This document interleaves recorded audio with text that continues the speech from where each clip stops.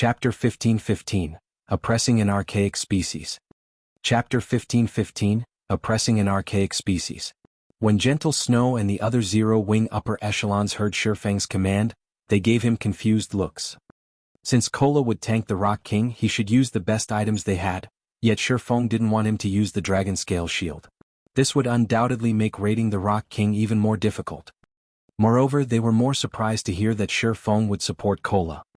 Aside from high HP and defense, the Guardian Knight and Shield Warrior classes also had passive skills that reduced the damage and paralysis effect they suffered from attacks. The Swordsman class did not possess such skills. Meanwhile, the more powerful a boss was, the longer a player would be paralyzed after receiving one of its attacks. If the paralysis remained for too long, the MT could fail to keep up their defensive cycle and die. Hence, teams rarely relied on non-MT plate armor classes to support lead MTs, generally relying on Shield Warriors and Guardian Knights.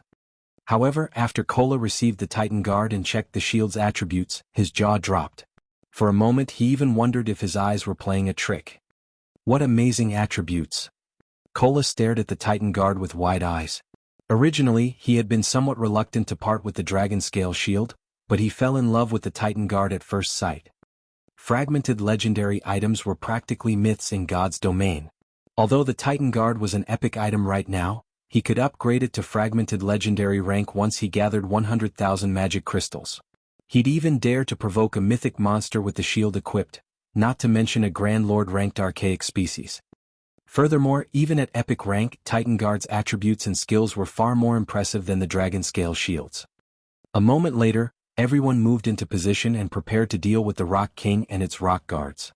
Even from over 100 yards away, the team members could feel the Rock King's terrifying aura. Their breath quickened. This was especially true for the melee players. The Rock King's massive frame, 30 meters tall, loomed like a tall building. They did not doubt that they could die instantly should they fail to cope with its attacks appropriately. MTs, start the raid. Shifeng shouted once everyone was ready. With Shifeng's command, Kola, Turtledove, and Yi Wumian exploded into action, charging at the level 60 Rock King and Rock Guard separately. The moment the MTs were within the monster's 100-yard perception range, the three bosses, which stood at the altar in the center of the encampment, opened their crimson eyes. The instant the three bosses opened their eyes, Shifeng activated Thunder Domain to suppress the rock giants. However, the ability wasn't as effective, only suppressing the Rock King and Rock Guard's basic attributes by 20%. Even after Thunder Domain activated, the Rock King had 180 million HP. Thunder Domain suppression enraged the Rock King. The Guardian boss bellowed and flexed its arms. It then slammed its fists against the ground. Boom. Upon impact, the ground shattered and a powerful shockwave radiated away from the Rock King. Like a tidal wave, the ground around the Rock King rose over 10 meters high as it surged towards Kola and the others. The Earth Tsunamis length was impossible to avoid. Tier 3 spell, Earth Pulsation. Seeing this, the MT trio did not dare to be careless as they immediately activated their life-saving skills. Protection Blessing. Shield Wall. The healers on the rear line instantly began to cast magic shields and heal over time spells on the three MTs. Upon colliding with the Rock King's Earth Pulsation, the magic shields protecting Kola and the others shattered, and the three MTs were thrown over a dozen yards backward. When their bodies slammed into the ground, their HPs began to decrease rapidly. Only after falling past the 50% threshold did their HPs stop. Seeing this, Gentle Snow and the others gasped. A single hit had devoured over half of their three MTs' HP. Moreover, this was after they had activated their life-saving skills. Without their life-saving skills, the MT trio would have died. Fortunately, Shifeng had only sent these three first. MTs, secure aggro. Healers, use everything you have on the MTs. Everyone else, only attack after the MTs have the aggro. Shifeng remained unfazed. After all, this was merely the Rock King's opening attack. Although he had never raided the Rock King personally, he had watched recordings of numerous Thunder Island contests. He was very familiar with the island's guardian bosses. He knew all of their skills and weaknesses. Two factors made the Rock King a particularly challenging foe: Meteor Bombardment and Life Division. Both were powerful team wipe moves. If these not dealt with appropriately, these skills would annihilate a team. Players would not even have a chance to escape. Compared to those two moves, the Tier 3 Earth Pulsation was child's play. Otherwise, the Rock King would not have been publicly acknowledged as one of the 3 strongest bosses on Thunder Island. Hearing Shifeng's command, everyone went into action. Kola secured his aggro on the Rock King and started to kite the Guardian boss in circles, while Turtledove and Yi Wumian lured the 2 rock guards far away from the Guardian boss. Meanwhile, Solitary 9 and Dark Madness assisted Turtledove and Yi Wumian in kiting the rock guards. However, a Grand Lord was still a Grand Lord at the end of the day. Even if Thunder Domain weakened the Rock King and Rock Guards, their movement speeds and attack speeds were still superior to the Great Lord-ranked Rock Giants. When the 3 bosses attacked the MTs with their palms, it looked as if they were swatting flies. Each of their palms was easily 8 yards across. Despite Kola and the others' promotions to Tier 2, they struggled to dodge the boss's attacks and were hit from time to time. Turtledove and Yi Wumian were somewhat lucky. Due to their life-saving skills still being active, they only received around -8,000 damage when they blocked the Rock Guard's normal attacks. Kola, however, was not as fortunate. When the Rock King slapped him, Kola angled his shield, forcing the Rock King's palm to slide off as he deflected the attack, but he still received over -12,000 damage.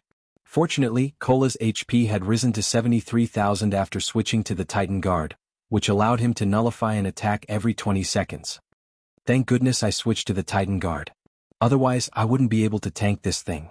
The more Kola employed the Titan Guard, the more he fell in love with it.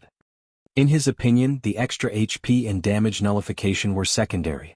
The paralysis reduction effect was the shield's true power. The 30% paralysis reduction allowed him to dodge and block the Rock King's attacks more easily. Without that effect, he wouldn't be able to react in time to block the second attack even if he blocked the first and reduced its damage. He'd have to receive the full brunt of the Rock King's attacks, and if that happened he wouldn't be surprised to suffer -30,000 damage with a successful block. The Rock King was no pushover either. The Archaic species bloodline gave the Rock King higher attack speed and reaction speed than the other rock giants. As a result, it could strike Kola twice, worsening the paralysis effect the Guardian Knight suffered. When the Rock King's third attack descended, Kola couldn't move into position to deflect the attack in time, having no choice but to block the attack with the full breadth of Titan Guard. Suddenly, a blue flash struck the Rock King's descending palm. Boom. The impact deviated the Rock King's attack trajectory, its palm strike landing half a yard away from Kola. Guild leader Aqua Rose and the others were shocked. Shifeng had dealt the blow that deviated the Rock King's attack, yet despite taking a hit, he had only lost a little over 10,000 HP. He had received less damage than Kola when the MT deflected an attack. The most impressive aspect of the counterattack was that Shifeng didn't show any signs of suffering paralysis. The sacred sword he wielded only trembled slightly. Players had to rely on their own attributes on Thunder Island, prohibited from using any berserk skills, yet Shifeng had still accomplished such an astounding feat. Chapter 15-16, Slaying the King. What tremendous strength! Shifeng glanced at the vibrating, humming sacred sword in his hand. His teammates were amazed that Shifeng had only received a little over -10,000 damage from deflecting the Rock King's attack. However, only Shifeng understood how high the damage truly was. Currently he was a level 60 Tier 2 Blade Saint. In addition, he had multiple epic weapons and pieces of equipment on top of 3 fragmented legendary items. Although rings and capes provided a much lower boost than weapons, they were still precious fragmented legendary items. Epic items simply couldn't compare. He also had the Aura of Earth, which increased his defense and decreased incoming damage activated, yet despite these factors he still took over -10,000 damage from just redirecting the Rock King's attack. Had he received the Guardian boss's attack head-on, the consequences would have been dire. After Shifeng deflected the Rock King's attack, the latter swung its other arm, attacking Kola again. However, since Shifeng had bought Kola a moment's peace, he had recovered from the paralysis effect. He immediately turned and leaped backward, his shield angled to deflect the Guardian boss's attack while using the resulting impact to propel himself towards the Rock King. When Kola returned to the ground, he stood next to the Rock King's feet. He then brandished his sword, a streak of golden light smashing into the boss's massive foot. Tier 2 skill Divine Strike. Suddenly, a high amount of damage appeared above the Rock King's head. -52,497. But Kola wasn't satisfied. The Tier 2 Divine Strike was his strongest skill, and Thunder God's power added lightning damage to his attack, Yet he only dealt a little over minus 50,000 damage. If he were fighting any other boss, he would deal over minus 80,000 damage. However, due to this attack, Cola had stabilized his aggro on the boss. Everyone, focus your fire on the Rock King, Shi Feng commanded. Immediately, the ranged classes launched one attack after another. Unfortunately, most of the damages weren't particularly high. On average, Tier 1 skills only dealt around minus 14,000 damage to the Guardian boss, whereas Tier 1 players' normal damage hovered between 5 and 6,000. Moreover, this was including the bonus damage from Thunder God's power. Just how high is this Rock King's defense? Everyone winced when they saw their meager damages. Their damage and levels currently ranked at the very peak of God's domain, yet against this boss their damage was pitiful. The Rock King's current maximum HP was 160 million. It could regenerate 1,600,000 HP every 5 seconds, 320,000 HP every second. Meanwhile, their team only included 35 DPS players. If everyone only dealt an average of minus 10,000 damage per second, they'd barely do any actual damage to the Guardian boss. Fortunately, they had the damage increase from Thunder God's power. Otherwise, they'd have no hope of defeating this Guardian boss. Only now did Zero Wing and Azura's experts understand why the various superpowers had saved the rock giant encampment for last. It wasn't just because of how challenging the ordinary rock giants were to clear out, but because of the difficulty of raiding the Rock King. However, when Aqua Rose and the other Tier 2 ranged players made their move, damages over minus 20,000 began to appear above the monster's head. Some attacks even dealt over minus 40,000 damage. After the first wave of ranged attacks, Fire Dance, Shadow Sword, Flying Shadow, Rampant Blade, and Gentle Snow and the other Tier 1 melee players finally assaulted the boss. Tier 2 skill, Successive Shadow Steps. Tier 2 skill, Blade Storm. Tier 1 taboo skill, Frozen River. When the Tier 2 players' numerous skills struck the Rock King, the rest of the team was astonished. Minus 56,487.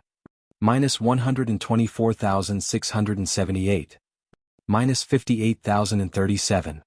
Minus 42,054. Minus 31,675. Massive amounts of damage appeared above the Rock King's head, one after another, swiftly reducing the Guardian boss's HP. Fire Dance's attacks in particular were absurdly strong. Her normal attacks alone dealt over minus 13,000 damage each, nearly minus 30,000 damage with a critical hit. When she used her skills, she could easily deal over minus 50,000 damage, over minus 100,000 damage if she achieved a critical hit. Fire Dance alone dealt more damage than 5 Tier 1 melee players combined. Big Sis Fire really is too fierce. Even though I'm going all out, I can't deal half as much damage as she can. Blackie's eyes nearly fell from their sockets when he saw the team's damage ranks. Despite both of them being Tier 2 players, there was such a massive gap between them. So, she is one of Zero Wing's upper echelons? Lifeless Thorn was at a loss for words as he looked at Fire Dance's consistent damage. Cleansing Whistle and the other Azura members were similarly stunned. Back in Cold Wind City, Lifeless Thorn's DPS had ranked at the very top. Now, however, they encountered so many players that far surpassed his DPS. They had even met a player like Fire Dance whose DPS was simply monstrous. However, the most impressive player among them was still Shi Feng. Despite helping Cola fend off the Rock King from time to time, he ranked first on the team in total damage dealt. Moreover, there was a massive gap between him and the second-ranked Fire Dance. With a casual swing of his sword, Shi Feng dealt over minus 20,000 damage to the Rock King, over minus 50,000 with a critical hit. When he used the Tier 2 skill, Shadow Blade, each of the 9 shadows dealt over minus 60,000 damage. When he used Flame Burst, each of the 15 attacks dealt over minus 200,000 damage. In addition, Shi Feng had the doppelganger he summoned with Phantom Kill. Although the doppelganger only wielded 90% of Shi Feng's attributes, it still dealt about the same amount of damage as Fire Dance. The team continued to chip away at the Rock King's HP. Even after Cola's protection blessing ran out and the Guardian Knight began to take around minus 26,000 damage when deflecting the Rock King's attacks, he was able to keep his HP above a safe threshold with Shi Feng's timely help in deflecting attacks. Time passed quickly. When the Rock King's HP fell to 50%, its body abruptly curled. A magic array with a 500-yard radius appeared beneath its feet, and the surge of mana moving towards the array gave everyone a moment of discomfort. A second later, crimson meteors began to rain from the sky. This move was none other than the Rock King's team wipe move, Meteor Bombardment. "Everyone gather to me," Shifeng shouted when he saw the descending meteors. Although none of them knew what Shifeng intended to do, they did as they were told. Just before the meteors struck the team, Shifeng activated the aura of Earth's only activatable skill, Absolute Domain. When activated, the skill gave Shifeng immunity to all damage for 10 seconds and his allies within 50 yards immunity for 5 seconds. Suddenly, a golden glow enveloped the team. Even when the two rock guards bombarded Turtledove and Yi Wumian with attacks, the MTs took no damage. As the first wave of flaming meteors crashed into the ground, towering mushroom clouds rose up around the Rock King. The ground shook as if Armageddon had come. Not even the rock guards were spared as a meteor struck each of them, shattering their bodies into countless fragments. Unfortunately, the rock guards were elemental creatures. Even after they had shattered, they quickly gathered the broken pieces and reconstructed themselves. Only as soon as they reformed, another wave of meteors crashed into them, shattering them once again. Each meteor wave dealt millions of damage to the two Grand Lords. In the end, the rock guards' bodies had been destroyed 9 times throughout meteor bombardment's 4-second duration. When the smoke and dust settled, it revealed the utter disaster the rock giant encampment had become. Massive craters littered the encampment. Meanwhile, the Rock King had lost over 10 million HP in its own attack. Seeing this, the players nearly lost their footing. Fortunately, they had been protected by Shifeng's Absolute Domain. Otherwise they would have all died. Good. The meteors have forced the boss into a weakened state. Attack with everything you've got. Shifeng commanded when he saw the Rock King, who remained immobile after its spell had ended. Hearing Shifeng's command, everyone quickly resumed with their assault, bombarding the Rock King with every skill and spell they had. The weakened Rock King's defense was at an all-time low, doubling everyone's damage. Since the Rock King was immobile, they didn't need to worry about it blocking their attacks either. A series of damages appeared above the Rock King's head, draining its HP like flowing water. In less than a minute, the Rock King's HP fell to 20%, at which point the Guardian boss stood and bellowed in rage. Cracks formed across its body before numerous fragments began to fall off. These fragments then formed Lord-ranked rock giants, the exact same number as the team's players, 50. This sudden change also decreased the Rock King's HP to 10%, but it had entered a defensive state, significantly increasing its defense. Now, the team members' attacks dealt less than 20% of what they did originally.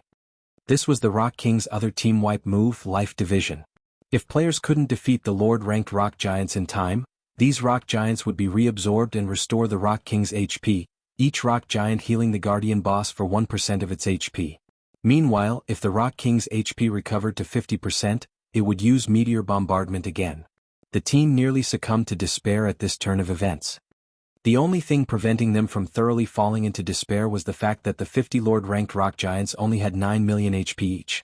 After including the 30% suppression from Thunder Domain, each rock giant only had 7,200,000 HP. Shifeng, however, had long since prepared for this moment.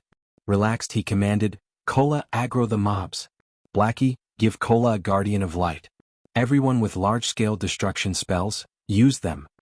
Hearing the command, Cola dashed into the monster crowd and used the Tier 2 AoE taunt, Punishing Light. Immediately, all 50 rock giants set their sights on Cola. At the same time, Blackie cast Guardian of Light, rendering the Guardian Knight immune to all magic damage and reducing incoming physical damage by 80%. At the same time, the skill healed Cola for 5% of his HP every second for 20 seconds. With Cola's defense and Guardian of Light's damage reduction, he only took around -300 damage from the level 60 Lord's attacks. Even when he received a direct hit, he only took -1,000 damage. With Guardian of Light's healing, he easily endured the rock giant's attacks. After Cola used Tier 1 Devotion, another AoE taunt, Shifeng, Blackie, Aqua Rose, Alluring Summer, and Zhao Yueru simultaneously cast their large-scale destruction spells. Despite the numerous spells raining down on him, Cola received no damage, but the same could not be said for the rock giants. By the time every large-scale destruction spell ended, the 50 rock giants were no more. Once the team annihilated the rock giants, the Rock King was forced out of its defensive state and sustained another 20-second weakened period. "Attack with everything you've got. Don't let it split a second time," Shifeng shouted. Shadow Blade. Phantom Kill. 9 Dragon Slash. Dragon Breath. As Shi Feng executed these skills, he sacrificed 20 units of life force and activated the strongest divine providence. When the Rock King's HP fell below 1 million, he followed up with Flame Burst. In the end, he only needed 3 hits to destroy the Rock King's final strand of HP. Chapter 15-17, King's Reward. Chapter 15-17, King's Reward. We won. The boss is finally dead. Zero Wing cried out in excitement as they watched the Rock King crumbling into a pile of rubble. The Rock King's death, it meant that they now owned the Rock Giant encampment. Now that they had secured 2 of Thunder Island's monster encampment, they would secure nearly 1/8 of the authority over Thunder Island, becoming one of the island's main rulers. When the Rock King's corpse began to fade out of existence, a pillar of light rose from it and shot into the sky. Even players outside Thunder Island could see the pillar of golden light. What's going on over there? What's up with that light pillar? The light pillar seems to be coming from the Rock Giant encampment's direction. Quick, have our scouts investigate the area. Players both outside of and on Thunder Island turned towards the golden light pillar almost simultaneously.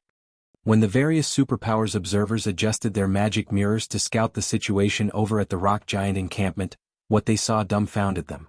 Only 2 rock guards were left alive in the encampment the various superpowers abandoned. The archaic species Rock King was nowhere to be seen. Why is the Rock King gone? Could they have? Impossible. How can they possibly defeat it with just 50 people? Although no one could bring themselves to believe that Zero Wing had managed to defeat the Rock King with only 50 players, they couldn't find any signs of the Guardian boss's massive figure regardless of how hard they searched the encampment. The only noteworthy thing in the encampment was the golden pillar extending from a pile of rubble. With this, they had no choice but to accept the fact that Zero Wing's 50-man team had secured the Rock Giant encampment. The various observers reported what they saw to their superiors on the island. What? How is that possible? Zero Wing managed to secure a second encampment before we did? Just what did they do? Although Zero Wing's clearing speed surprised them, they were still confident that they could claim their second encampment before Zero Wing was anywhere close to defeating the Rock King. Then they would be able to secure their third encampment with little effort. After all, the Guardian boss there couldn't be defeated easily, especially not with a 50-player team. Not only did Zero Wing manage to clear the monsters in the inner and outer areas, but it defeated the Rock King quickly. This outcome exceeded their expectations. When Phoenix Rain received this shocking news, she too was astonished. They actually succeeded? Phoenix Rain looked at the Rock King's remains with an indescribable sense of shock. At this point in the contest, the various superpowers had almost finished claiming their second encampment, and they had far more players than she and Zero Wing.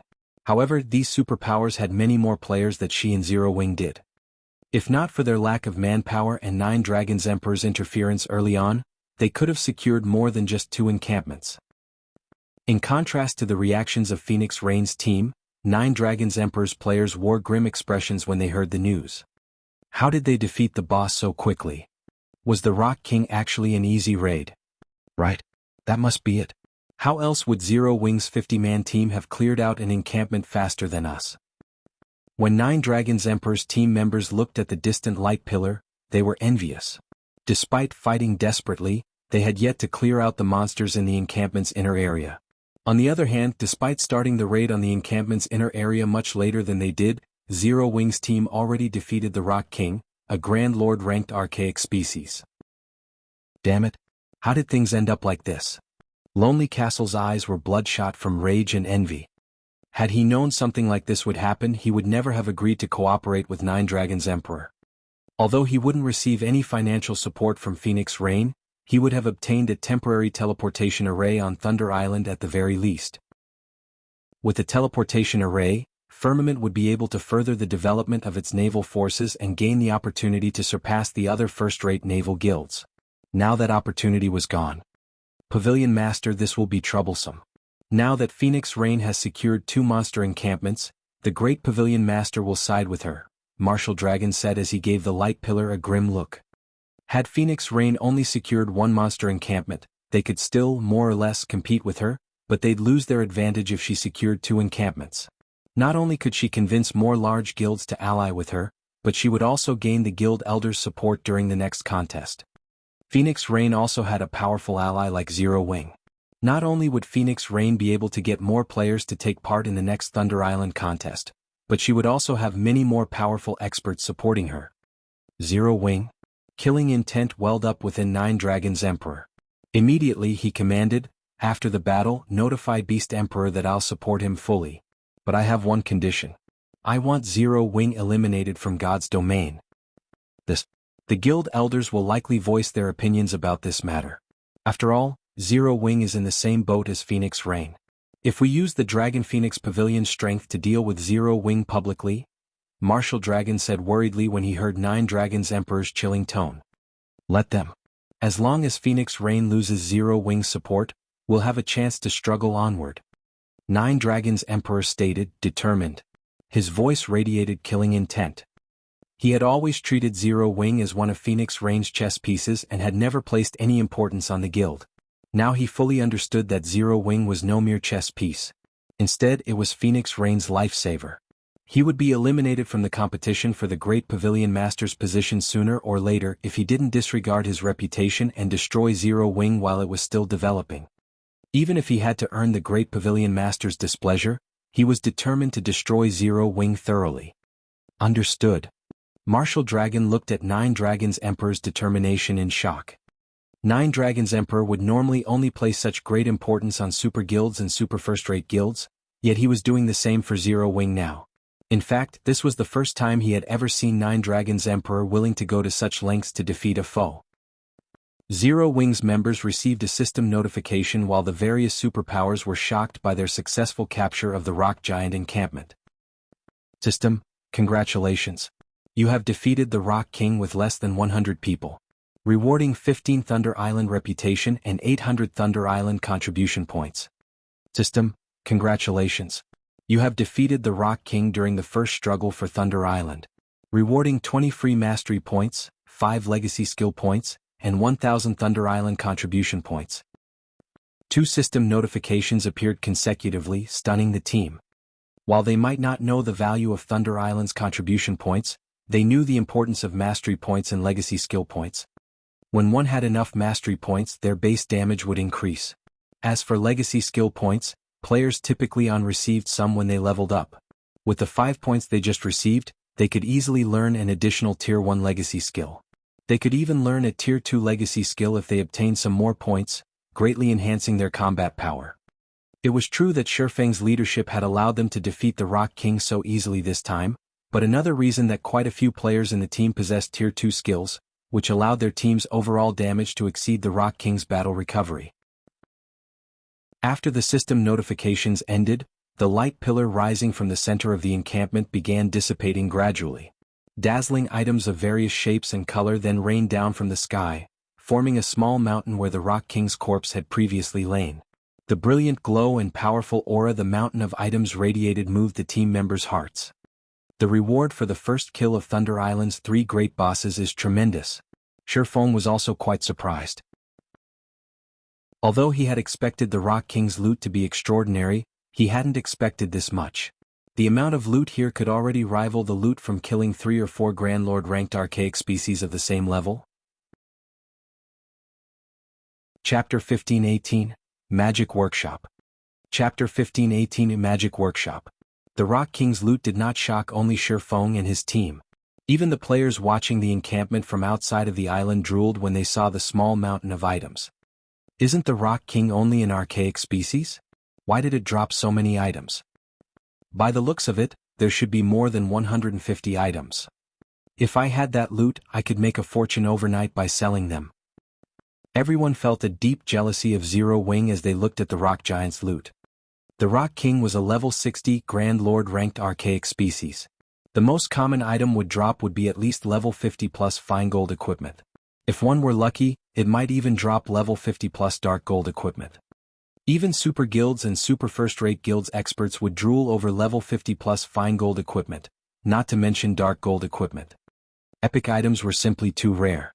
Not even superpowers peak experts necessarily had one.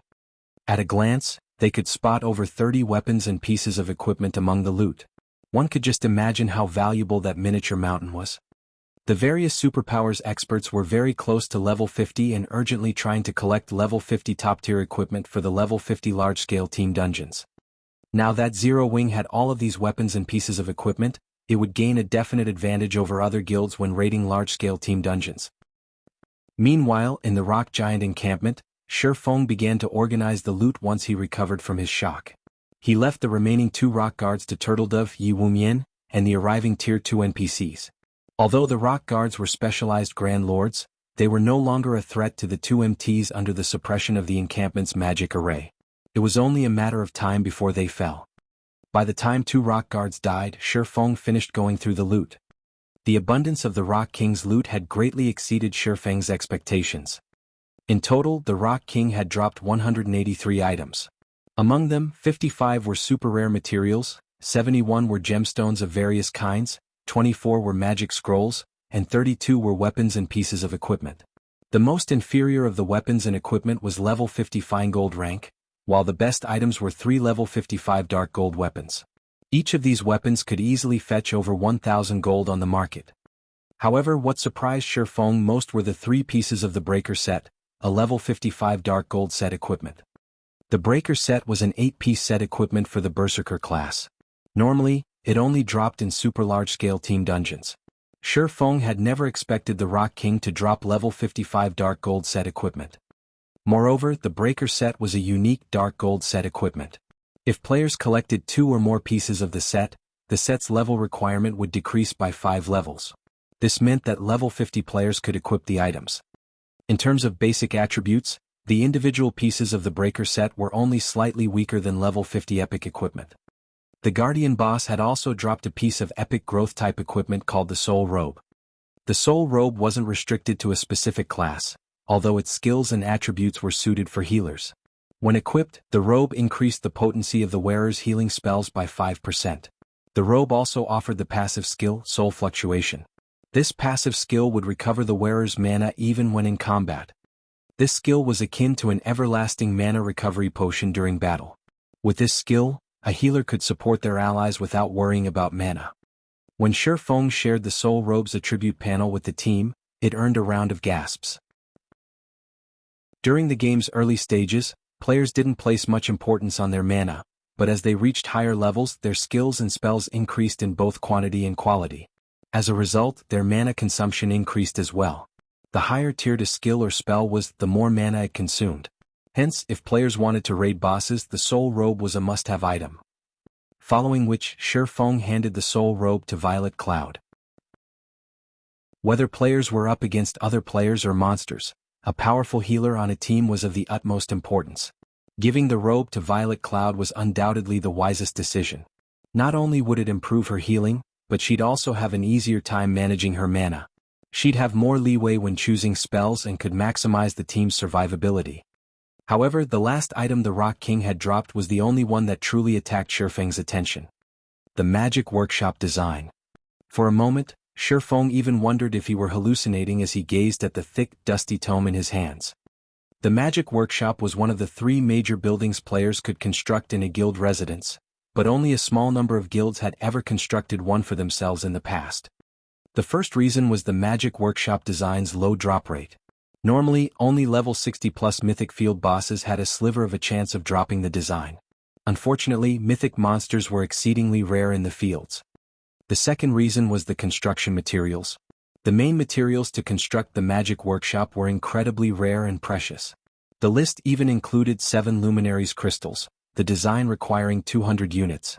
That was the equivalent of 400 to 607 luminaries crystals. This was why, even after obtaining the design, most guilds had been unwilling to construct the building. With that many 7 luminaries crystals, one could set up a relatively large mine space. However, the guilds that had built the Magic Workshops had proven that the sooner they did so, the more beneficial it would be to the guild's development. The Magic Workshop had a wide range of use. Chief among them was magic scroll production. The magic scrolls on the market were generally attack, defense, or summoning scrolls. Meanwhile, the Magic Workshop could produce support scrolls. These scrolls were tierless and similar to players' buff spells and skills. Only the buffs didn't increase players' basic attributes, magic resistance, or defense. Instead, the buffs improved aspects of a more intrinsic in nature. For example, players could see farther, hear clearer, and react faster. These buffs allowed players to exhibit more of their own strength, covertly helping them become stronger. It was similar to the difference between a refinement realm expert and an ordinary expert. Even if both players had the same basic attributes, their combat power was vastly different. The support scrolls fell into two main categories: individual support and team support. They were extremely useful when exploring the maps and raiding dungeons. Unfortunately, players needed to gather the required materials before paying the Magic Workshop's NPCs to produce the scrolls for them. But after obtaining the support scrolls, players' leveling speed and survivability would improve significantly. These scrolls' effectiveness depended on the Magic Workshop's rank. The higher a Magic Workshop's rank, it would produce a wider variety of and stronger support scrolls. However, it was not easy to upgrade a Magic Workshop. This was another reason that guilds were recommended to construct the building as soon as possible. In the past, a rumor had floated around stating that the support scrolls from a 7-star Magic Workshop would grant an ordinary expert the temporary ability to contend with a refinement realm expert on equal footing. However, Shifeng had never seen or heard of any guild successfully upgrading their Magic Workshop to 7 stars. The highest rank he had seen was a 5-star Magic Workshop. Even so, a 5-star Magic Workshop could improve guild members' strength by leaps and bounds. Many of the first-rate guilds that had hesitated to construct their Magic Workshops after obtaining the design had regretted their decisions. After Shifeng finished examining the Magic Workshop design, he stored it in his bag, afraid that he would lose it accidentally. After dealing with the rock giant encampment, Shifeng didn't attempt to raid another encampment. He simply guarded the rock giant encampment while waiting for the contest to end. They simply didn't have enough time to raid another encampment, and Thunder God's power was still on cooldown. Without the Thunder God's charm skill to assist them, it would take a very long time for their 50-man team to raid an ordinary monster encampment, not to mention the remaining encampment that had a Grand Lord-ranked archaic species as a guardian boss. Meanwhile, the Sacred Temple, which raided its third encampment, encountered an unexpected problem.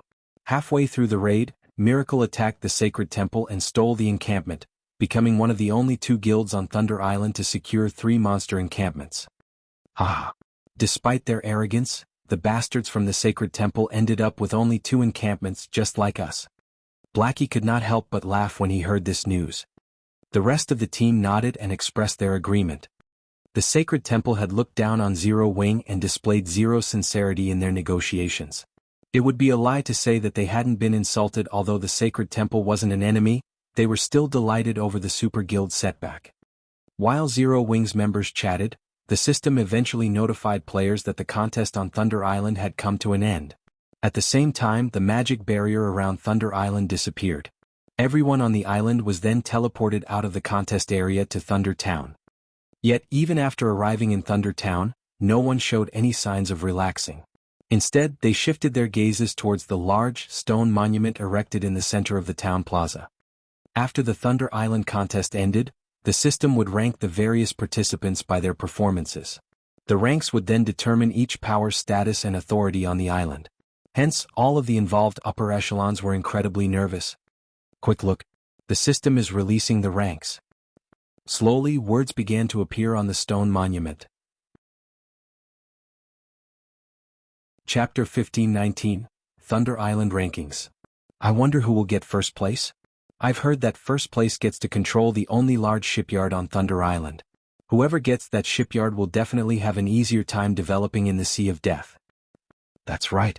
I've heard that the large shipyard on Thunder Island can produce unique speedboats and cargo ships. Anyone that gets the shipyard will easily be able to expand their naval forces. All of the rewards for the top 5 ranks are pretty good. The top 5 guilds will share authority over a large repair yard, giving them easy access to ship repairs. As words began to appear on the stone monument, players in the plaza and waiting outside of Thunder Island watched with building excitement. Even players who didn't belong to the various superpowers were paying close attention to the ranking because the powers on the list would be in control of Thunder Island for some time. If one had a rocky relationship with the ruling superpowers, they'd likely have to avoid Thunder Island and the Sea of Death until the next contest. It was incredibly difficult to avoid damage to a ship in naval combat, and as ships' durability decreased, players would need to repair them. If one were an enemy of the powers controlling Thunder Island shipyards or repair yards, this contest results could deal a devastating blow to their naval development. Thunder Island was the only location that offered repairs in the Sea of Death, and traveling to and from this zone was troublesome and time-consuming. As for obtaining a temporary teleportation array, that was impossible. There weren't even enough teleportation arrays for all of the participating superpowers. All minor characters like themselves could do was stand by and watch from the sidelines. As players quietly chatted, the first-place guild's name appeared on the monument. Miracle. How is it miracle? Didn't the Battle Wolves secure 3 encampments as well? It should be because of the impromptu merge between Nine Dragons Emperor and Miracle's teams. Don't forget, Nine Dragons Emperor's side also secured an encampment. With this, Miracle technically has 4 encampments under its control. Naturally, it secured first place. Wow, Nine Dragons Emperor really did that? Won't he lose all authority over Thunder Island by merging with another team? It can't be helped. Nine Dragons Emperor dug his own grave by starting a fight with Phoenix Rain. Had he not done so, he could have easily gained a share of authority over Thunder Island. While the watching teams were slightly surprised by Miracle's success, they also sympathized with Nine Dragons Emperor. There was a massive difference between those who had authority over the island and those who did not. With this authority, even controlling a fraction of the island allowed these powers to decide Thunder Island's development model. At the same time, they would have control of a repair yard. Had Nine Dragons Emperor secured a monster encampment under his own name, although he wouldn't have obtained a large repair yard, he could have obtained a smaller repair yard. He wouldn't have to borrow one from another power. With the advent of the first place, the name of the second place guild soon followed. Unsurprisingly, the Battle Wolves secured second place. It was the only other guild that had occupied more than 2 monster encampments. By coming in second place, the Battle Wolves had gained complete control over a medium shipyard, 25% of the shares of a large repair yard, and full control of a small repair yard. The various superpowers were jealous. Like the large shipyard, Thunder Island only had 1 large repair yard. In addition to the large shipyard, first place only received 30% of the large repair yard shares and a small repair yard. I wonder which guild will come in third. It should be either the Sacred Temple or Nine Heavens Pavilion. After all, both super guilds had occupied quite a number of ancient towers. Even the reward for third place is amazing. Not only will they obtain a small shipyard, but they will also enjoy 20% of the large repair yard shares and a small repair yard. Only the top 3 ranks won't have to share a small repair yard. While the waiting players discussed the situation, the system finally finished calculating the results and displayed the third-ranked team. Dragon Phoenix Pavilion. When the black stone monument displayed these 3 words, the plaza fell silent. Everyone was speechless as they stared at the name. Players only commented after a long pause. What's going on? How is it the Dragon Phoenix Pavilion? How is the system calculating these results? Although the Dragon Phoenix Pavilion secured 2 encampments, it didn't capture nearly as many towers as the Sacred Temple and Nine Heavens Pavilion. How could it rank third? The system must have miscalculated. The various superpowers weren't pleased with the rank. The Sacred Temple and Nine Heavens Pavilion's members in particular were furious about the result.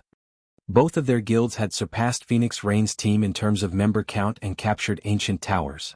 No matter how they looked at it, Phoenix Rain's team should not have secured third place. In fact, it should have been a miracle if her team even ranked 5th. Big Sis Rain, look. We actually got third place. Blue Phoenix shouted excitedly when she saw their rank on the stone monument. She paid 0 attention to the other superpowers' grumbling and voices of dissent. When Phoenix Rain saw her team's rank, she too was astonished. She turned her gaze on Feng, curiosity filling her eyes.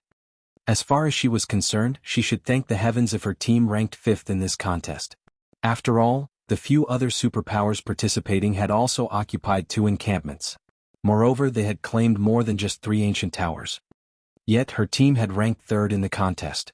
This was simply inconceivable. The only possibility was that Zero Wing had done something to increase their team's overall rank. However, Feng merely shrugged his shoulders, expressing that he wasn't sure either in response to her curious look.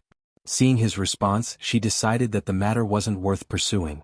Even so, Phoenix Rain flashed her ally a grateful look.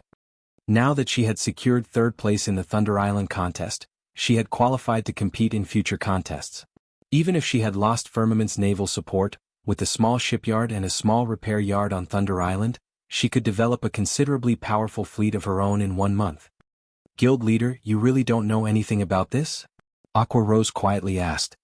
Of course I know. But I don't want to reveal this secret just yet, Shifeng said, chuckling. He then explained, it is true that the system calculates the contest's ranks based on the number of occupied encampments, but not all encampments are equal. Some are more difficult than others.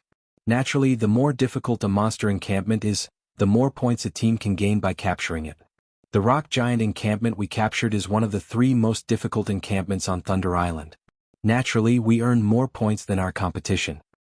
Current players hadn't yet discovered the matter of different encampments rewarding a different number of points. Players had only reached this conclusion in the past after multiple contests. When a team had limited strength, those who knew this information could earn a better result. Although their team had only captured 2 monster encampments on paper, the rock giant encampment awarded the most points of any encampment on Thunder Island. The encampment awarded the equivalent of 1.5 times an ordinary encampment. Hence, Shifeng wasn't surprised that their team had ranked 3rd in the contest. In fact, this was precisely why he had chosen the rock giant encampment over an easier target. Phoenix Rain. Jealousy tore at Nine Dragons' Emperor as he shot Phoenix Rain a nasty look. Despite all of his effort and resources, he had only obtained a temporary teleportation slot. In contrast, Phoenix Rain had secured a portion of authority over the island and ranked 3rd in the contest. The Great Pavilion Master and previously neutral elders would definitely give her their full support now. Meanwhile, Lonely Heaven's stomach twisted with regret. If he had access to a small shipyard and repair yard on Thunder Island, furthering Firmament's naval forces and surpassing the other first-rate guilds would be easy. A heavy silence loomed over the sacred temple's upper echelons. Eternal Dead in particular, wore a solemn expression. Guild leader. The Battle Wolves has stated that they want to reopen negotiations with Phoenix Rain and Zero Wing. What should we do? Quiet Melody hesitantly asked the silent man beside her. The contest's outcome was unexpected. Their original plan was to share control of half of Thunder Island's sole large repair yard with Battle Wolves. However, that was no longer possible. Chapter 1520, Change in Positions. Chapter 1520, Change in Positions. The Battle Wolves plan to renegotiate with Phoenix Rain and Zero Wing? A frown appeared on Eternal Dead's solemn face when he heard Quiet Melody's words. I understand. Tell the Battle Wolves that we'll leave negotiations to them. If the Battle Wolves decide to accept Phoenix Rain and Zero Wing's conditions, we won't argue. He had hoped to teach Zero Wing the difference between their guilds, but he never expected this kind of outcome. Together, Phoenix Rain and Zero Wing had actually outperformed the Sacred Temple. Now he had no choice but to lower himself and reopen negotiations with Shifeng. Understood. Quiet Melody nodded. Eternal Dead's reply didn't particularly surprise her. After all, he had climbed to the guild leader's position with the unanimous support of the previous guild leader and various elders because he always kept the guild's best interest in mind. Rather, Quiet Melody was curious about Zero Wing. Very few existences in the virtual gaming world were capable of forcing Eternal Dead to admit defeat. It would seem that Zero Wing had become one of them. While everyone was shocked about Phoenix Rain and Zero Wing's rank, the stone monument in the plaza continued to reveal the following ranks. In the end, the Sacred Temple ranked 4th in the contest, obtaining 15% of the large repair yard shares and 50% of a small shipyard shares. The Nine Heavens Pavilion came in 5th. At 5th place, the Super Guild acquired the final 10% of the large repair yard shares and 50% of a small shipyard. The crowd paid little attention to the remaining ranks since 6th place and below hadn't earned any shares of Thunder Island's large repair yard. In fact, they weren't even granted any control of a small shipyard. They only gained the right to vote for Thunder Island's development path and temporary teleportation arrays.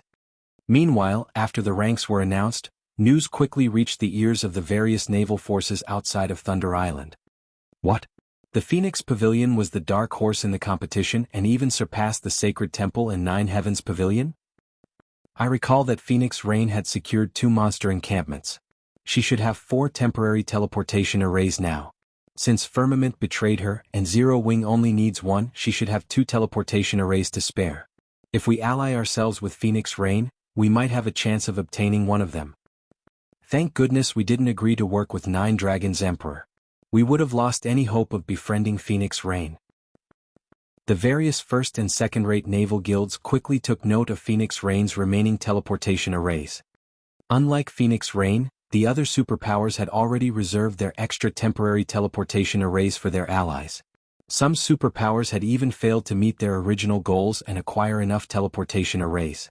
On the other hand, one of Phoenix Rain's partners had betrayed her, so it was entirely possible to ally with her team and obtain one of the arrays.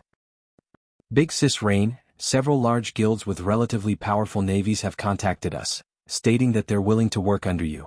However, they have requested a temporary teleportation array in return, Blue Phoenix excitedly announced. In addition, several superpowers have congratulated us, stating that they would find time to negotiate cooperation in the future. The Battle Wolves have also sent a representative to reopen negotiations regarding cooperation on Thunder Island. Although the Dragon Phoenix Pavilion was a super first-rate guild, Phoenix Rain could only mobilize a small portion of the guild's power. Hence, before today, very few naval forces had been willing to ally with her. The various superpowers were of a similar opinion. Now, however, first and second-rate naval guilds and superpowers began to pay attention to Phoenix Rain. Even the Battle Wolves wanted to reopen negotiations. Blue Phoenix had never imagined this outcome. Yi Feng, the Battle Wolves have sent an invitation. What is your opinion on the matter? Phoenix Rain asked Shi Feng softly, who stood beside her. She was fully aware that Zero Wing was the only reason she enjoyed such treatment. Furthermore, their relationship had long since grown past that of an employer and employee to a partnership. Since the Battle Wolves had taken the initiative to reopen negotiations, she had to seek his opinion on the matter. Let them wait for a bit. We're not in a hurry, Shi Feng said, smiling. He was not particularly surprised by the situation. Instead, we should focus on recruiting strong naval forces. Only by doing so can we increase our overall strength quickly. Cooperating with the various superpowers would only benefit them on Thunder Island.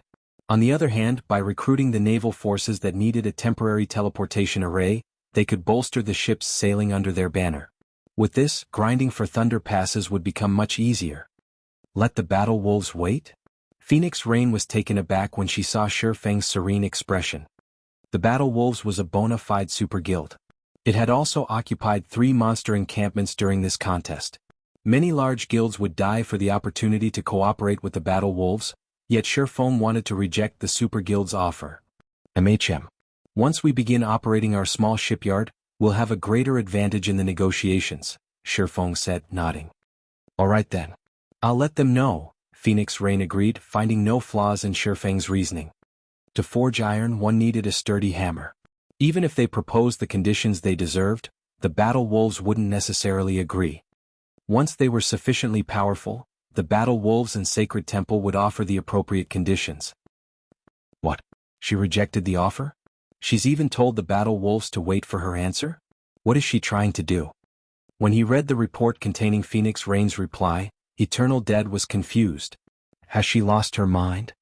In his opinion, the fact that he and the Battle Wolves had even agreed to reopen negotiations was incredibly generous, yet Phoenix Rain and Zero Wing had rejected the offer. Guild leader, what should we do? Quiet Melody asked. We wait. If they don't come looking for us, we won't seek them out either. I refuse to believe that Phoenix Rain and Zero Wing will sit by and do nothing, Eternal Dead replied seriously. While the various powers chatted about the contest, Phoenix Rain and Shi Feng's group ventured to Thunder Island's town hall and selected their small shipyard and small repair yard. They also registered their guilds for the respective temporary teleportation arrays. Guilds that had registered their teleportation arrays could teleport members between Thunder Island and their guild residences for a small fee. They wouldn't have to waste the time traveling by ship.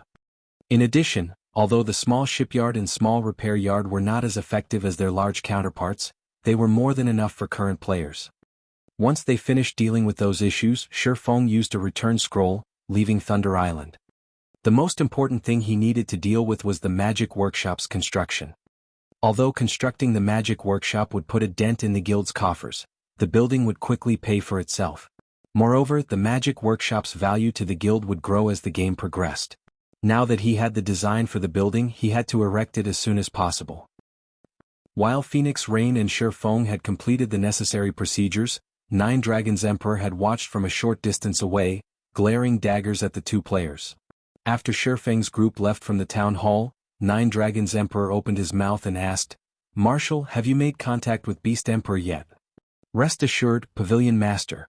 Beast Emperor has guaranteed that Zero Wing will soon be removed from God's domain," Marshal Dragon said. "Good. Once his people are ready, we'll take action. I can no longer stand to watch Zero Wing survive." Nine Dragons Emperor hissed, a cold glint flashing in his eyes. Meanwhile, as Shifeng made his way to the candlelight trading firm after returning to White River City, the sound of a system notification reached his ears. "System, congratulations. The construction of your city in Witch's Hill is complete. Please check and ratify the construction within 3 days. If you fail to do so, the constructed city will be discarded."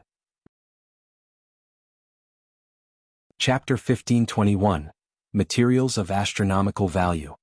Chapter 1521, Materials of Astronomical Value. It's finally finished. Shifeng could not help his elation when he saw the system notification. In God's domain, the income from a guild town was limited to its shops and establishments. While the money from these sources might sustain a small guild, it was nowhere near enough to cover a large guild's operation costs. Furthermore, guilds were required to pay exorbitant system management fees every month. The monthly management fee for a basic town was 5,000 gold. For an intermediate town it was 15,000 gold, and for an advanced town it was 50,000 gold. If a guild couldn't afford the fee, the system would temporarily freeze the guild's authority over the town. If the guild couldn't pay the fees within 3 months, they'd lose the town. The system would then hold an auction and sell the toe to the highest bidder. Aside from the monthly management fees, the guild was responsible for hiring the various NPCs that operated the town. Hence, when the various large guilds considered constructing a town, they had to consider whether or not they could afford to run it. A guild city's expenditures were even higher. The monthly management fee alone could bankrupt an ordinary large guild several times over. A basic city already cost 200,000 gold per month. No ordinary large guild could gather that much in 2 or 3 months, not to mention one, unless it abandoned the guild's development and pooled all of its money for the city's development. Naturally, a guild city also had more income sources. Aside from the shops and establishments, a guild was allowed to collect tolls from players entering the city. Guild towns didn't offer this function. As long as a guild city attracted a sufficient number of players, the income from the tolls could easily surpass the shops and establishments by several folds. Hence, site selection was extremely important when building a city.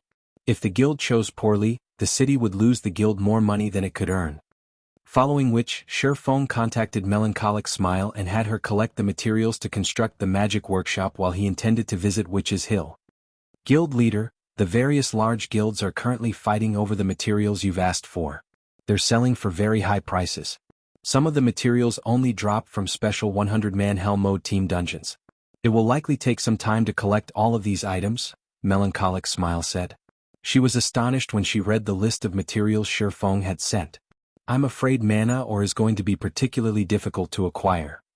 Shifeng had only asked for 500 crimson fire rocks, 500 frost stones, 500 logs of purple lightning wood, 5,000 ingots of mana ore and 100 advanced magic cores, all of which were extremely rare and valuable.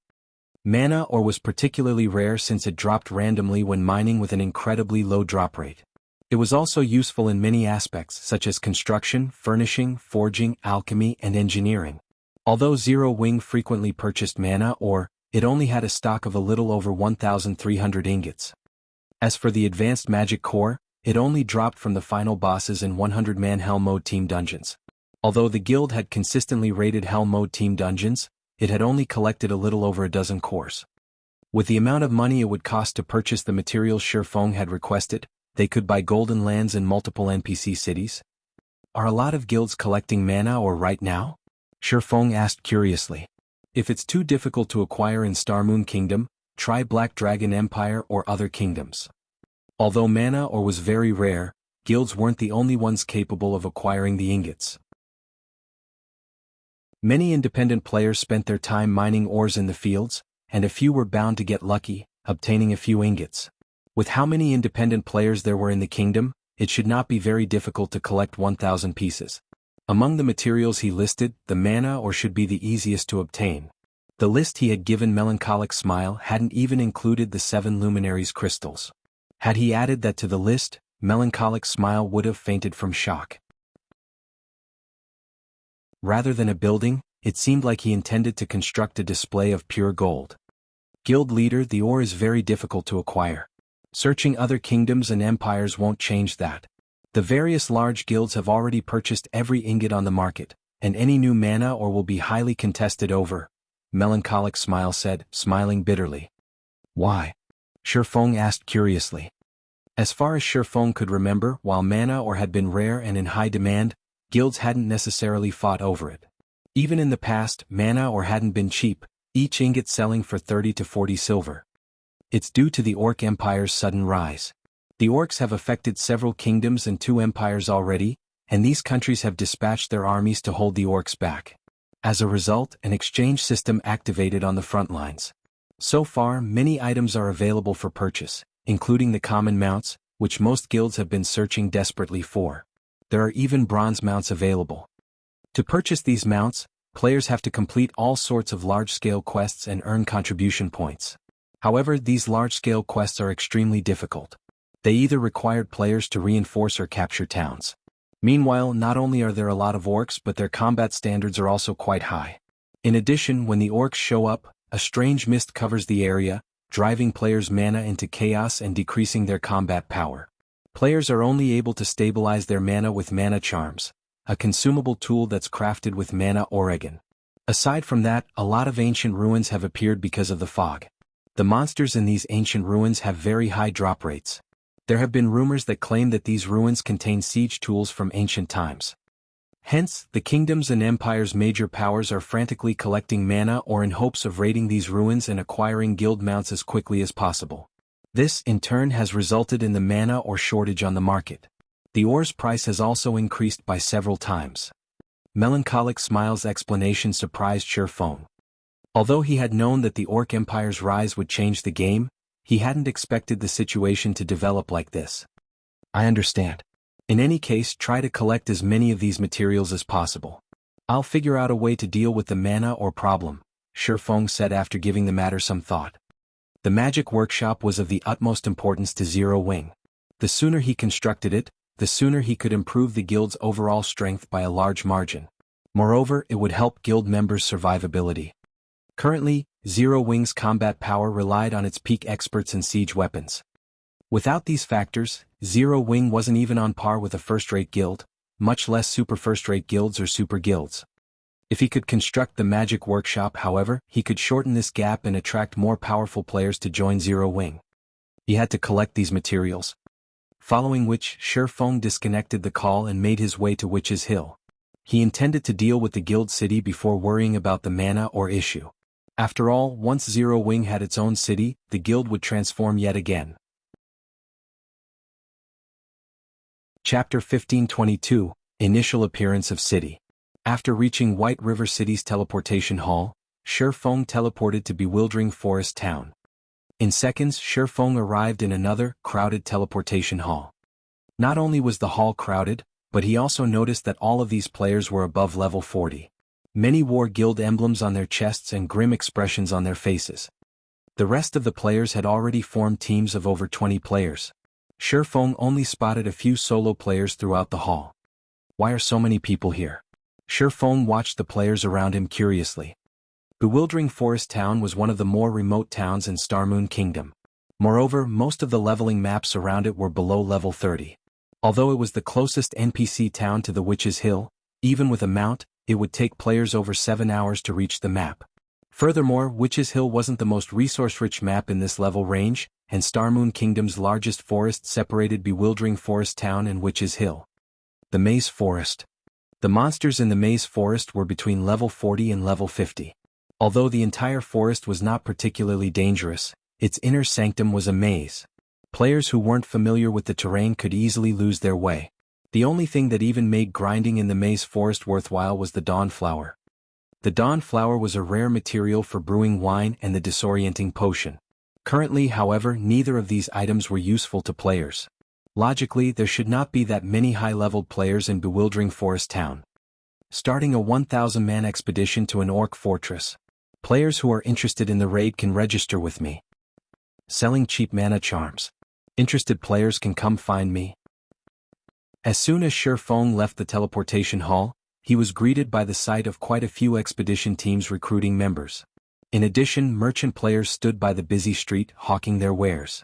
Of the numerous times Shi Feng had visited the town during his previous life, he had never once seen the town this lively. The orcs have already reached this area? Shi Feng was surprised as he watched the various players recruiting for 1,000-man team expeditions. The Orc Empire was southwest of Starmoon Kingdom, but although Bewildering Forest Town was the closest town in the kingdom to the Orc Empire, it didn't border the empire. Moreover, these players weren't mobilizing 100-man teams, but 1,000-man teams. It was rare in God's domain, much less Starmoon Kingdom. Normally, players would only form such large teams when venturing into dangerous regional dungeons. As Shi Feng turned away from the crowd, intending to head to a bar to collect some intel, he heard the sound of a regional announcement. Bewildering Forest Town Region System Announcement. An army of orcs has broken through the defensive line of Starmoon Kingdom's Third Army and is currently making its way to Bewildering Forest Town. Bewildering Forest Town will enter a defensive state and garrison quests will activate in Bewildering Forest Town. The orc army's estimated time of arrival is 10 hours. Please make prepare. Crap. Aren't the orcs moving too quickly? They're already heading our way? Ah, this is wonderful. I'll be able to earn even more CPs. Upon hearing the system announcement, a commotion broke out among the players in town. Some were excited for the event while others were surprised. However, the one thing these players had in common was their anticipation of the orc army's arrival. They were clearly interested in participating in the town's defense. It wasn't long before the teams that had been recruiting for an expedition changed their goal to the town's defense. Members of the various large guilds and adventurer teams immediately contacted their superiors, notifying them of the sudden development. Boss, orcs are going to attack Bewildering Forest Town. Guild leader, the Orc Empire you asked me to keep an eye on has broken through the defensive lines and will attack Bewildering Forest Town in 10 hours. For a time, players from the various large guilds and well-known adventurer teams in Starmoon Kingdom hurried towards Bewildering Forest Town. It was clear that these guilds and adventurer teams had long since prepared for this as their members flooded the town. Meanwhile, Shi Feng found a seat on the second floor of an open-air bar, and just as he was about to browse Starmoon Kingdom's forums for information, Aqua Rose contacted him. Guild leader, the Orc army has started its invasion of Starmoon Kingdom's Bewildering Forest Town. I just received the news, but it seems that many guilds have already dispatched their armies to the town. Should we do so as well? I've heard that if the town is successfully defended, participating players will receive an abundance of CPs, and participating guilds can increase their influence in Starmoon Kingdom. Increase a guild's influence in Starmoon Kingdom? When Shi Feng heard Aqua Rose's report, he realized why the various large guilds seemed so prepared and passionate about defending this town. In God's domain, kingdoms and empires wouldn't remain the same forever. As time passed, some would disappear while others would rise to prominence. Guilds even had the opportunity to take control of some countries. This was how the various superpowers had established their own massive kingdoms and empires during Shi Feng's previous life. Players couldn't simply establish kingdoms and empires by constructing numerous towns and cities. They had to take control of an NPC kingdom or empire. The Oceanic Kingdom, Sea's End, was a perfect example in which players could take control of its NPC cities. Although players wouldn't have as much control of the cities as they would of a guild town, it was enough. On God's domain's continent, guilds that wanted to take control of NPC cities, kingdoms, or empires needed guild influence. Of course, influence wasn't the only thing guilds needed to take control of NPC cities and countries. There were other requirements as well. At this stage of the game, it wasn't possible. Players were simply too weak, unable to take on God's domain's NPCs. However, it was important for a guild to accumulate guild influence as early as possible. Aqua, see to the necessary arrangements immediately. Since the Starmoon Kingdom's large guilds are participating in the event, Zero Wing can't be absent, Shi Feng instructed after giving the matter some thought. Although he had several methods to increase Zero Wings Guild influence in Starmoon Kingdom, it was not a bad idea to take advantage of this opportunity. It could save him a lot of time in the future. Guild leader, should we call in Gentle Snow's team as well? Aquarose asked. No need. Let them finish their promotions first. Shifeng had high hopes for Gentle Snow's and Zhao Yueru's Tier 2 promotions. After all, both wielded fragmented legendary items and hidden classes. Once the two completed their Tier 2 promotion, their combat power would be extraordinary. Following which, Shifeng disconnected the call and departed from Bewildering Forest Town. After finding a secluded location, he summoned the demonic flame tiger and made his way to Witch's Hill. With he still had 10 hours before the orc army arrived, it was more than enough time to deal with the guild city and return to command the guild's army in battle. With the demonic flame tiger, Shifeng completed his journey to Witch's Hill, which normally required over 7 hours of travel time on a common mount, in less than 4 hours. As Shifeng reached the massive waterfall near Witch's Hill, the sight of a towering city rose before him. Unlike Stone Forest Town, soaring, magically strengthened stone walls surrounded the city. Although it wasn't visible to the naked eye, a magic barrier also enveloped the city. Although players could enter a town from any side, players could only enter the city through its main entrance. The construction looks quite nice. Even from afar, Shifeng was satisfied with how his city turned out. His new city was much larger than the basic cities, which were upgraded from advanced towns, that he had seen in the past. After the brief pause, Shifeng made his way towards the city. Chapter 1523, Power Source Improves. Chapter 1523, Power Source Improves. When Shifeng stopped before the city's main entrance, an imposing pair of tightly shut gates greeted him. Pitch-black runes had been carved into the gates, forming multiple magic barriers that protected them. The magic barriers here were much stronger than the barrier his movement-type defensive magic array created, as it could even withstand Tier 4 attacks. As for the magic barrier around the entire city, although it was not as powerful as the one on the gates, it wouldn't have any issue blocking Tier 3 attacks. This city was a perfect guild fortress. It was definitely worth spending all those coins to build this thing. Shifeng could not help his rueful sigh as he observed his surroundings. The city occupied a mountain peak, so the mountain's scenery remained unobstructed. In addition, an impressive waterfall fell by the hillside.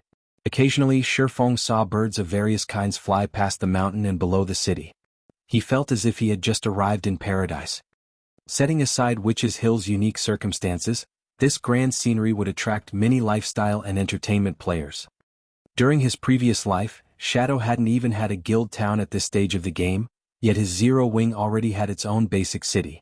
Not even super guilds had achieved this feat currently, only CZN's major powers controlled cities. Unlike CZN's major powers, however, he had complete control of his city. The city's development path wouldn't limit his options.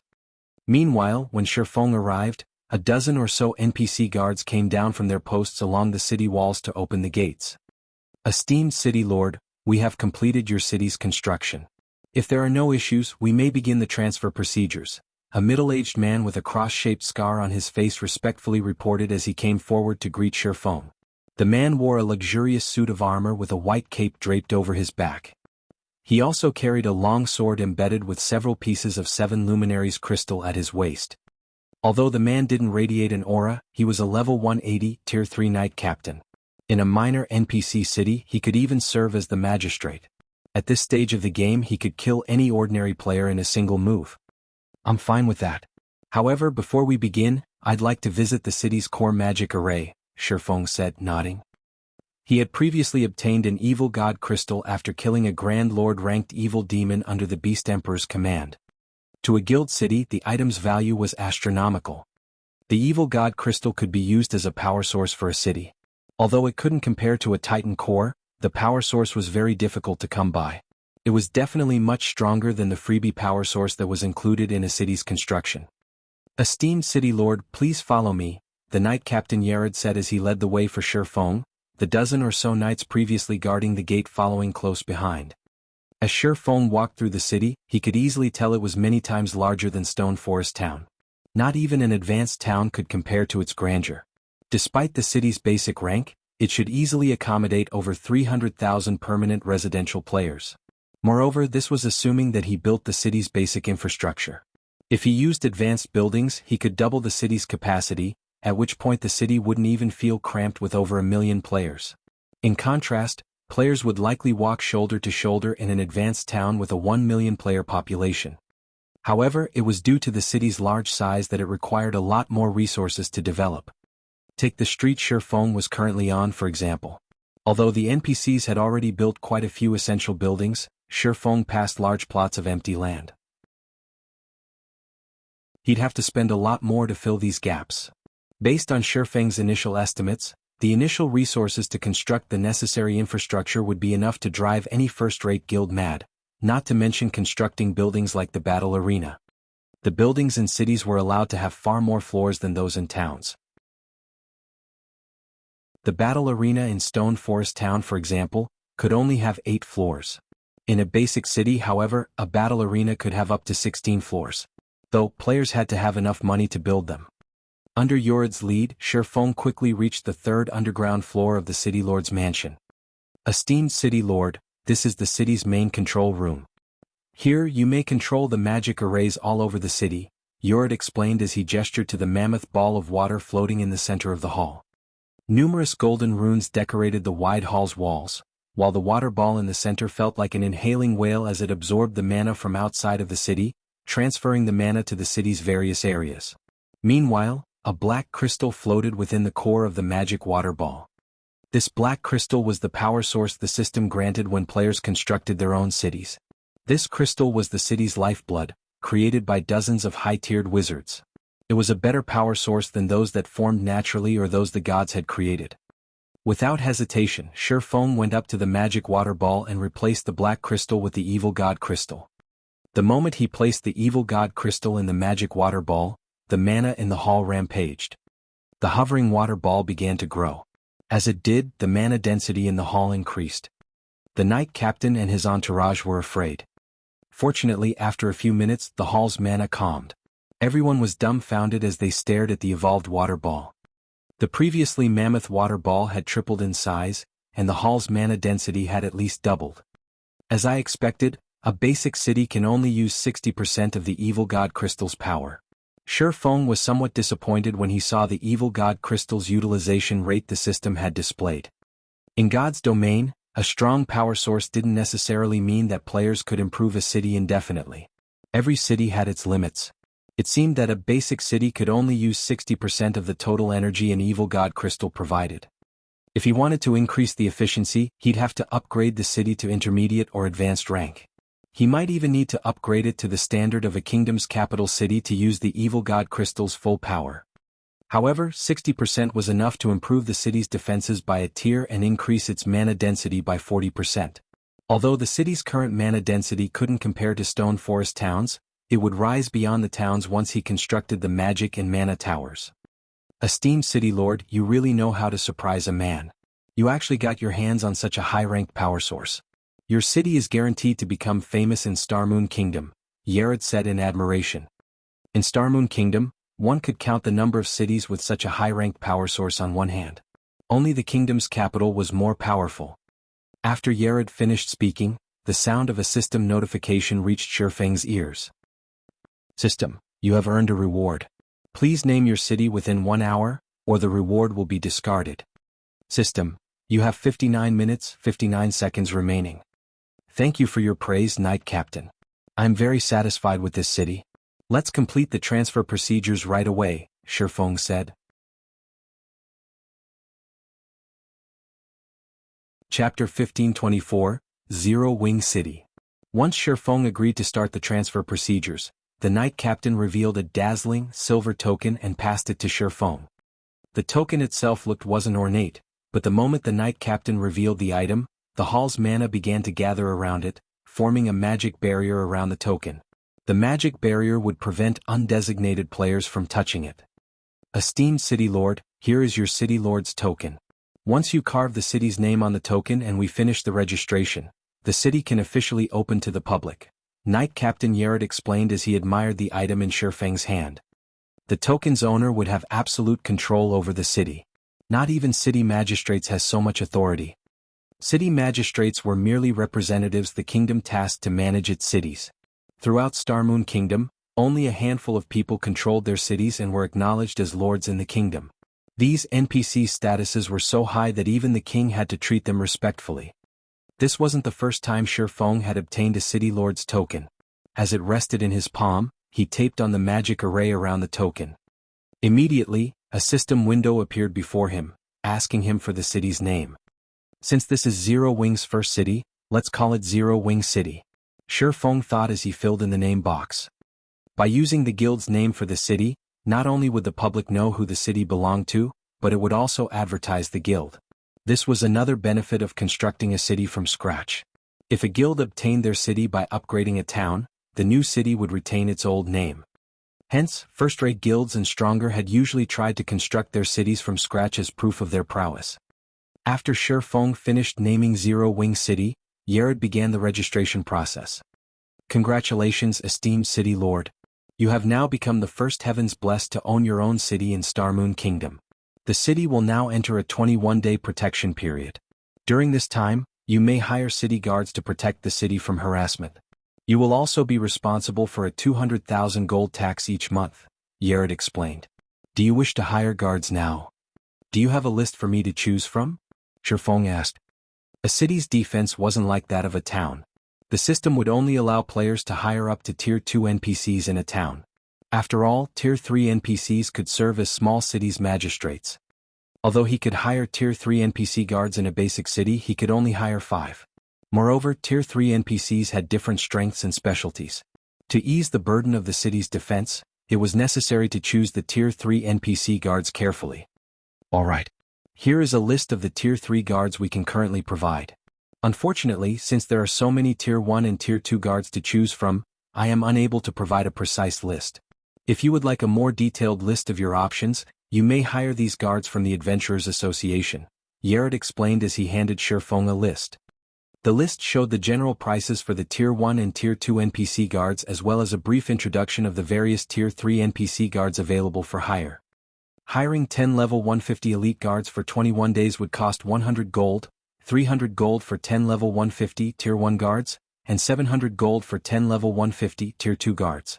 Each of the Tier 3 guards had different prices. There were a total of 37 Tier 3 guards available, and they cost anywhere between 800 and 1,400 gold for 21 days. The cost of hiring one of these NPCs could already rival that of 2 squads of Tier 2 guards. Even for Zero Wing, the expenditure wasn't easy to shrug off, yet Shi Feng had no choice. He hadn't constructed Zero Wing City near any NPC towns or cities, so it could easily come under monster attack. This was especially true at night. For Zero Wing City, which didn't have its defensive constructs yet, powerful guards were a must. Furthermore, Shi Feng hadn't expected the rise of the Orc Empire, which had already turned its sights to bewildering Forest Town. The Maze Forest was the only thing standing between the town and Witch's Hill. On the off chance that the Orc army decided to attack Zero Wing City, Tier 1 and Tier 2 NPC guards wouldn't be able to fend off the attack. Only Tier 3 NPCs had enough of an advantage over the Orcs. Following which, Shi Feng chose to hire 5 Tier 3 guards, 1 healer, 2 MTs and 2 magical classes. Among them, the magical classes were the most expensive, each costing 1,300 gold. Each of these magical class NPCs had 2 Tier 3 large-scale destruction spells and a Tier 3 curse in their arsenal. I've decided to hire these 5. In addition, I wish to hire 800 elite guards, 150 Tier 1 guards and 50 Tier 2 guards, Shi Feng said, returning the list to Yared after making his decision. If Aqua Rose or Gentle Snow were present, they would have a heart attack over hiring so many guards. The cost of hiring NPC guards was much higher than NPC soldiers, yet Shi Feng still chose to hire 1,000 NPC guards at once. But Shi Feng knew the necessity of the decision. Cities were much larger than towns, and without enough NPCs, a city would be impossible to defend, and public security wouldn't be maintained. Moreover, as the city's environment was more beneficial than a town's, it didn't cost as much to hire NPC guards. If he hired this many guards in a town, it would drop Zero Wing's finances into the red. This was an advantage that the system provided when players constructed their own city from scratch. Alright. The total cost for the guards you've chosen is 21,000 gold. Once you've made the payment, the Adventurers Association will send them to the city, Yared said. Without hesitation, Shi Feng handed 21,000 gold to the knight captain. Fortunately, he had recently posted plenty of rare materials he had obtained from Cold Wind City in Zero Wing's auction house. While he had been on Thunder Island, most of the materials had sold, and after deducting his base cost, he had made a profit of 33,527 gold. This was why he dared to hire so many Tier 1 and Tier 2 guards despite Zero Wing's current financial situation. Moreover, that was only the profit from the first shipment. After time passed, Cold Wind City's players would stockpile a ton of materials again. If he purchased and resold those materials, he would earn another 30,000 gold. This money-making speed even surpassed that of Stone Forest Town and the Candlelight Trading Firm. When Cold Wind City opened a path to the other NPC cities in the Ice Crystal world in the future, he'd make even more profit. It wasn't unlike owning his own gold mine. After Yared confirmed the payment, he bowed respectfully to Shi Feng before leaving with the other knights. Following which, a series of system notifications and system announcements reached Shi Feng's ears. System, congratulations. You are the first player in Starmoon Kingdom to own a city. Rewarding 300 Starmoon Kingdom reputation and Lord of Starmoon Kingdom title. System, congratulations. Zero Wing City has become the first player city in Starmoon Kingdom. Rewarding 10,000 city popularity and 1 advanced restaurant design. System, congratulations. Zero Wing City has become the first city to upgrade its power source. Rewarding 10,000 city popularity and 1 city conscription order. Starmoon Kingdom Region System Announcement. Congratulations to Zero Wing for becoming Starmoon Kingdom's first guild to construct a city. Rewarding 10,000 guild popularity and 50 guild influence.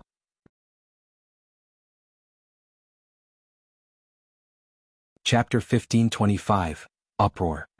Chapter 1525, Uproar. The regional announcement repeated for several times, the mechanical voice of the system echoing in the minds of Starmoon Kingdom's players continuously. For a moment, whether they were players currently resting in towns and cities or players out grinding in the fields, they all fell into a daze when they heard this announcement. What's going on? Constructed a city? How is this possible? The various large guilds are still working on getting their towns upgraded to the intermediate rank. Even super guilds have just begun trying to upgrade their towns to the advanced rank. How could there be a guild city already? Did Zero Wing manage to upgrade Stone Forest Town into a city? All hail Zero Wing. That might really be possible.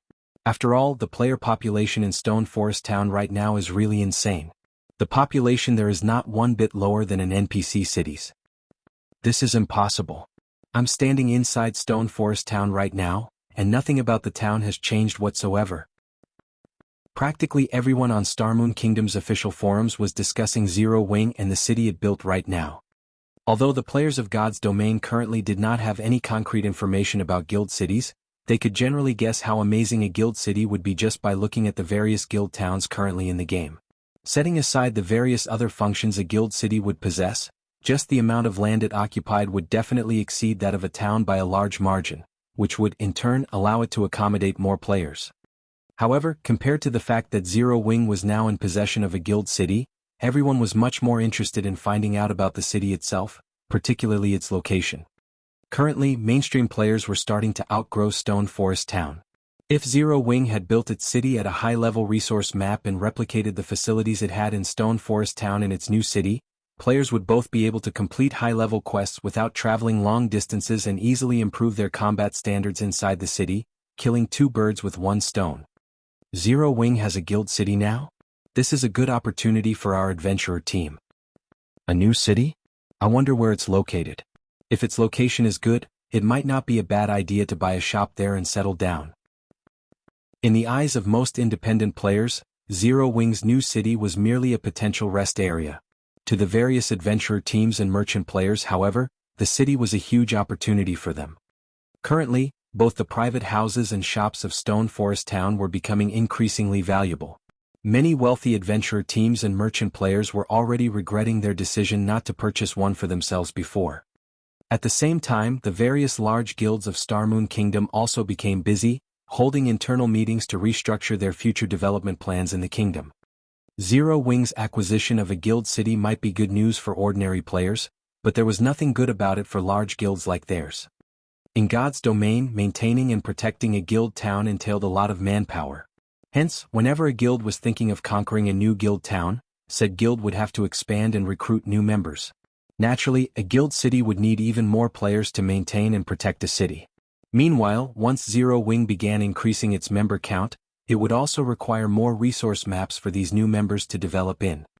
Yet, as players reached higher levels, the resource maps available in Starmoon Kingdom also grew increasingly scarcer. As a result, competition between guilds also intensified. In the future, there would definitely come a time when their guilds would have to compete against Zero Wing. Hence, they naturally had to plan for such situations in advance. For a time, due to this system announcement, Zero Wing once again became the focus of the entire Starmoon Kingdom. Players within the kingdom were practically talking about Zero Wing non-stop. Meanwhile, just as Shifeng was about to make arrangements for Zero Wing City's further development, he suddenly started receiving mails and calls one after another. Guild leader, what did you do? How did we get a new city? Gentle Snow was filled with both curiosity and excitement when she found out about the new guild city, and she could not help but send multiple messages asking Shifeng about the matter. Before this, she was just about to start challenging her Tier 2 promotion.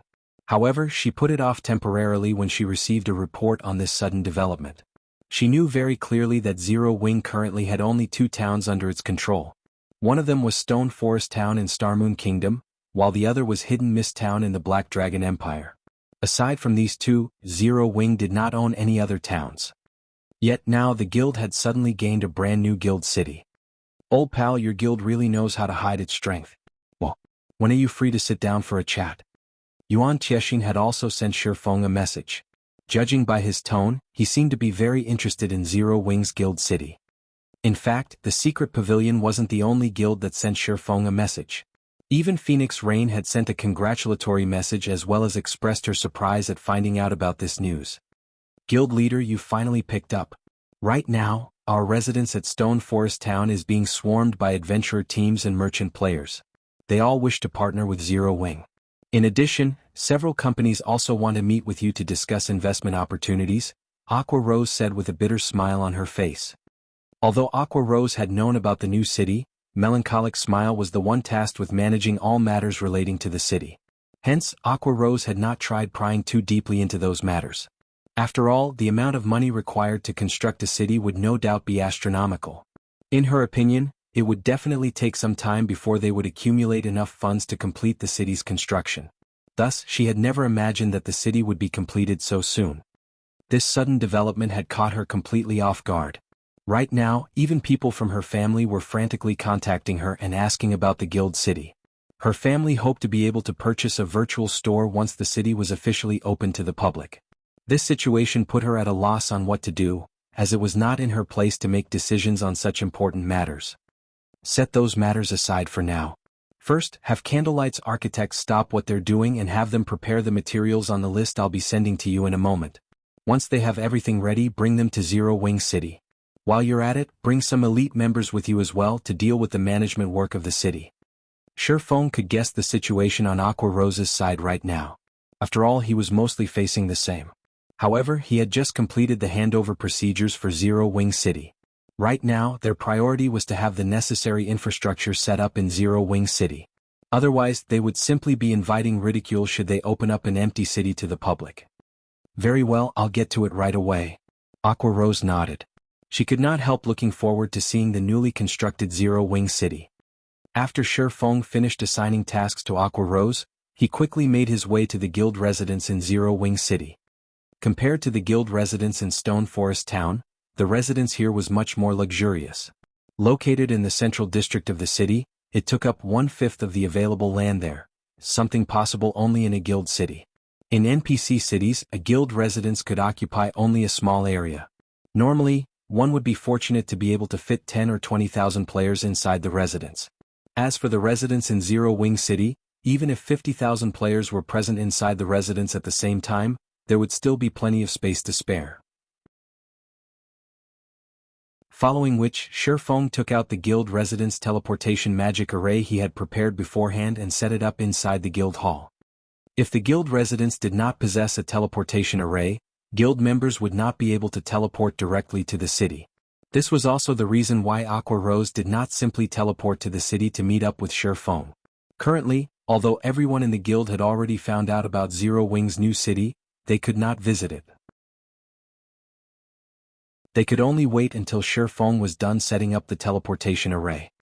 Once Sherfeng set up the teleportation array, he made a slight adjustment to its permissions, allowing only guild members with a certain level of authority to teleport to the city, to avoid unnecessary trouble that would disrupt the city's construction speed. After he settled the matters that required immediate attention, he sat down in his office to catch his breath. While resting, he opened up his bag and took a look at the advanced restaurant design and city conscription order he received from the system. He had heard about these two items in his previous life. However, he had never personally seen either of them before. He had never thought that he would actually receive these two items just by constructing Zero Wing City. These were truly an unexpected harvest.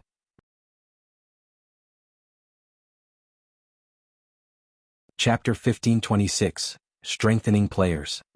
Chapter 1526, Strengthening Players. It's no wonder these things can help a guild improve quickly.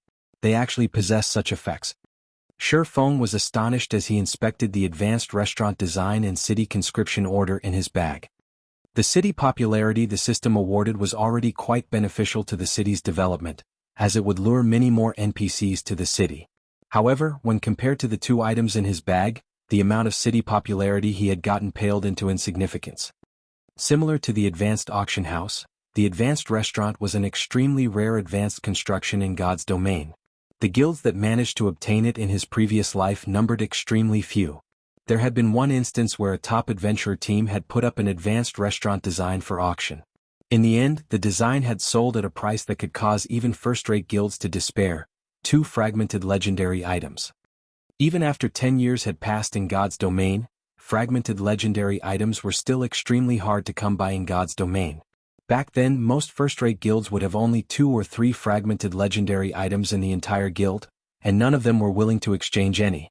After all, everyone back then was already fully aware of just how valuable a fragmented legendary item was. Yet, in the end, a superpower had still bought the design for 2 fragmented legendary items. Back then, many people had felt that the transaction was not worthwhile, and Sherfeng was no exception. After all, a restaurant would, at most, function as an attraction to lure players to a city.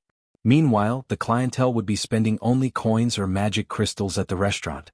To the wealthy superpowers, fragmented legendary items held far greater importance compared to coins and magic crystals. Nevertheless, the various superpowers back then had still gladly competed over the advanced restaurant design. Now that Sherfeng saw what functions the advanced restaurant possessed, however, he immediately realized why the various superpowers had been eager to buy the design back then. Not only was the advanced restaurant much more spectacular than a basic restaurant in terms of size and appearance, but it also had various modes of transactions available. In addition, players could even hire Master and Grandmaster Chef NPCs for the restaurant. In God's domain, no matter which subclass a lifestyle player possessed, they would have great difficulty reaching even the Master rank, not to mention the Grandmaster rank. Meanwhile, any lifestyle player that managed to reach the Master or Grandmaster rank in their subclass would be capable of taking on a role that exceeded one's imaginations. This was especially true for those that managed to become Grandmaster lifestyle players. They would become existences that could single-handedly affect an entire guild's strength. Take a Grandmaster Chef for example. Aside from being able to cook up unimaginably delicious food and beverages, a Grandmaster Chef was also capable of producing special cuisines that could permanently improve a player's attributes or even physique.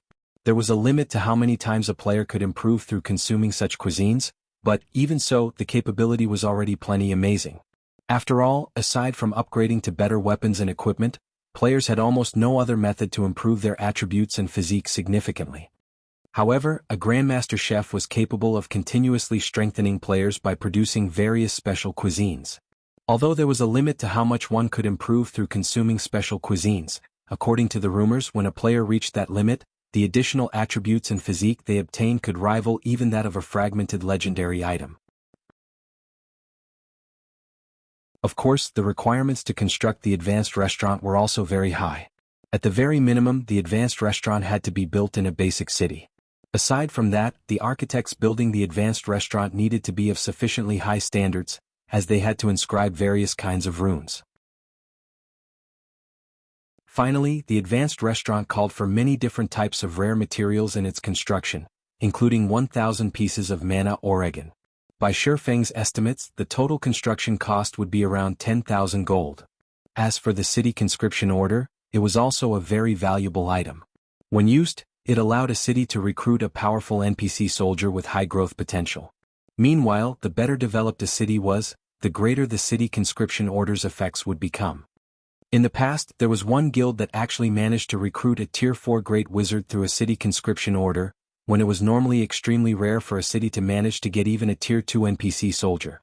As for Tier 3 NPCs and above, it was practically impossible to recruit one without external aid such as the Heroes Chapter and the City Conscription Order.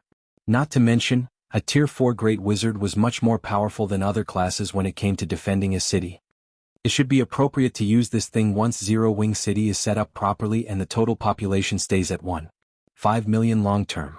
Shifeng grew a little excited as he looked at the City Conscription Order. If he really managed to recruit a Tier 4 NPC to protect the city, it would truly be perfect.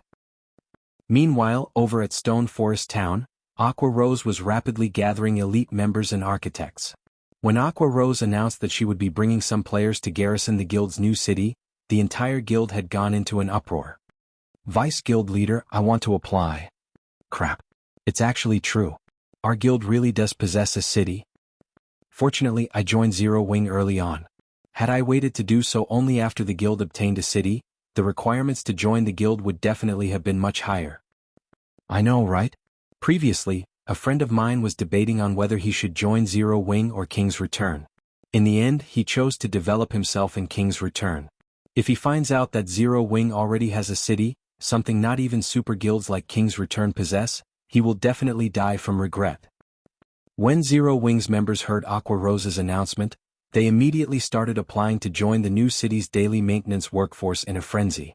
In reality, though, they were trying to use this opportunity to take a look at the new city as well as find out where it was located. In less than 10 minutes, Aqua Rose managed to gather 3,000 elite members and 200 architects. I've already provided you all with the permission to transfer to the new city. After you arrive there, start the daily maintenance work and manage the NPCs that are coming into the city. If you can't manage some of the incoming NPCs, notify the nearest NPC guard. If none of you have any problems, you may transfer over right away, Aqua Rose said after talking about the tasks everyone would be doing once they arrived at the new city. Whether one constructed a new town or city, the first thing they needed to do was deal with the influx of NPCs. After all, players were not allowed to stop NPCs from entering guild towns and cities.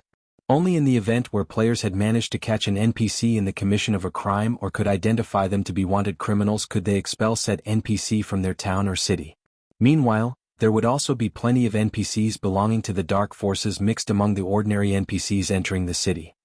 If the guild could properly manage the security of the city's popularity would rise at a faster rate. Conversely, if it failed to maintain the security of the city's popularity would decrease. Hence, maintaining the security of the city during the city's early stages required a large number of players. Only after stabilizing the city's security could the guild open the city to players. After Aqua Rose was done speaking, the players she gathered inside the guild hall began purchasing the guild transfer scroll for Zero Wing City before promptly disappearing from the hall. This scene inspired strong envy in the other guild members present inside the guild hall. Although it was said to be city maintenance work, it was similarly a quest. If players could capture a dark NPC inside the city, they would receive plenty of EXP and GCPs. Doing this quest was much more profitable than grinding monsters out in the fields. Elsewhere, when the upper echelons of the various major powers of Starmoon Kingdom learned of the movements of Zero Wing's members, their expressions turned indescribably grim. Immediately have people look for Zero Wing's city. Find out where it's located no matter what. To the various major powers of Starmoon Kingdom, the whereabouts of Zero Wing's new city was critical. If its location was somewhere close to them, they would have no choice but to shift their focus of development. At the same time, there were also some guilds that began having designs on Zero Wing's new city. For a time, the various major powers all began dispatching a large number of people to locate Zero Wing's new city. Meanwhile, inside the guild residence in Zero Wing City, numerous flashes appeared inside the guild hall as a large group of players teleported into the city. Zero Wing City? This place is our guild city? When everyone exited the guild hall, they were momentarily dumbfounded by what they saw. Although they knew that the new city would definitely be much better than Stone Forest Town, they never thought the city would be such a spectacular sight. The difference between Zero Wing City and Stone Forest Town was like the difference between heaven and earth.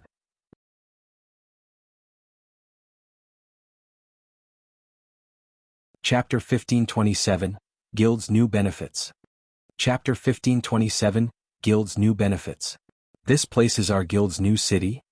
The mana density here is amazing.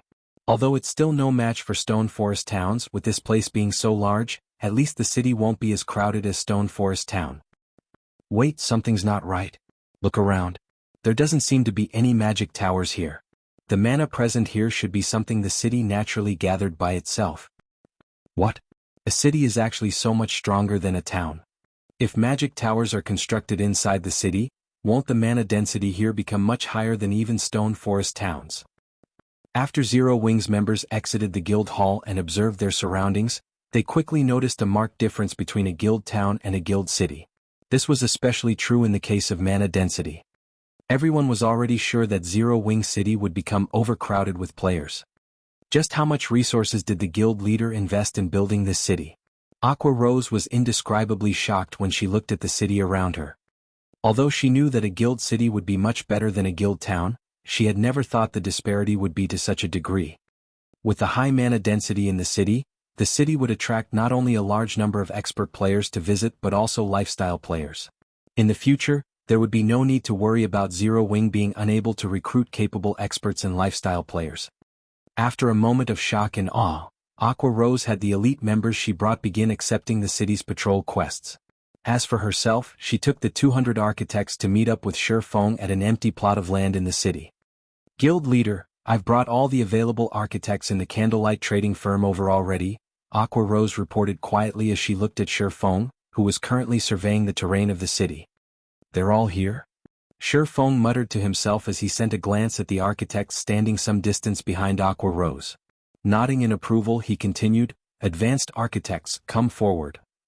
Immediately, 40-odd players stepped forward nervously. Among them, nearly 30 were male and over a dozen were female. Although the levels of these players ranged between 24 to 35 only, if placed in a first-rate guild, any one of these players would definitely receive VIP treatment. In the candlelight trading firm, however, they were merely normal members. After all, the candlelight trading firm already had master lifestyle players at the helm. Compared to them, advanced lifestyle players were insignificant existences. Meanwhile, when these advanced architects looked at Shi Feng, who had disguised himself using the demon mask, their eyes were filled with reverence and excitement. After all, the man before them was none other than Black Flame, the guild leader of Zero Wing. At the same time, he was also the #1 expert of Starmoon Kingdom. They might have the qualifications to act proudly in front of the guild leaders of any other guild. After all, those guild leaders were definitely no match for themselves in terms of subclass development. However, it was a different story for their own guild leader. Even in terms of subclass development, their guild leader was an existence they had no choice but to look up to. The reason for this was their knowing that their guild leader had already become a master forger some time ago. Now, one could say that he was the bona fide #1 forger in Starmoon Kingdom. Excellent. From now on, you all will be tasked with constructing Zero Wing City's advanced constructions. If any among you isn't an inner member, you can come to me to sign the contract to become one. If any of you does not wish to become an inner member, you may return to the group behind. Shi Feng was considerably surprised at the number of advanced architects present. He had not expected that after not seeing Melancholic smile for some time, the woman had actually recruited many more advanced architects. Moreover, among the advanced architects present, he managed to spot 3 familiar figures. One of them was a middle-aged man named Happy Mo, who looked to be in his 40s. He wore a monocle and radiated an indescribably calm feeling. The second person was a muscular youth named Boiled Fish, who carried a scimitar on his back. As for the last one, she was a short-haired beauty named Wind Chimes. In the past, all three of these players were very famous architects in Starmoon Kingdom. To be precise, they were part of the top 10 architects in Starmoon Kingdom. Only these three players all belonged to first-rate guilds. Shifeng had never imagined that these three people had actually joined Zero Wing this time. Among the three, Happy Mo was the strongest. In the past, he had constantly pushed his limits in order to become a Grandmaster. Unfortunately, the rank of Grandmaster was not easily attained. At the very least, the amount of help a first-rate guild could provide towards reaching this rank was minimal. Happy Mo had never managed to become a Grandmaster Architect. After everyone heard Shifeng's words, most of the advanced architects that had joined the Candlelight trading firm recently chose to sign the contract right away. Only Happy Mo, Boiled Fish, and Wind Chimes remained hesitant, exchanging glances with each other. After a moment, as if having come to an agreement, they nervously turned to look at Shifeng. Guild leader, if we become inner members, can we use our GCPs to exchange for a private house inside the guild city? Happy Mo, who was the eldest among the three, stepped forward and asked carefully. Although Shifeng looked younger than himself, the feeling the man gave off was akin to that of a prehistoric beast. While standing in such close proximity, Happy Mo found himself growing breathless. In the past, when he heard others mentioning such a reaction, he had simply taken their words as jokes. Only after personally experiencing this feeling did he realize that those words were no joke. At this moment he felt as if he would be doomed forever if he made even the slightest mistake. Upon hearing Happy Mo's question, everyone nearby could not help but perk up their ears. They never thought that Happy Mo would be so courageous as to propose such a demand to the guild leader. Are you all interested in the private houses of Zero Wing City? Shifeng asked as he looked at Happy Mo's group of three. MHM. The environment here is quite good. I feel that if it is here my research would be more successful, Happy Mo stated. Boiled Fish and Wind Chimes nodded their heads in agreement. Initially, the three of them had considered living in Stone Forest Town. However, after taking a look at Zero Wing City, they felt that this place was much better.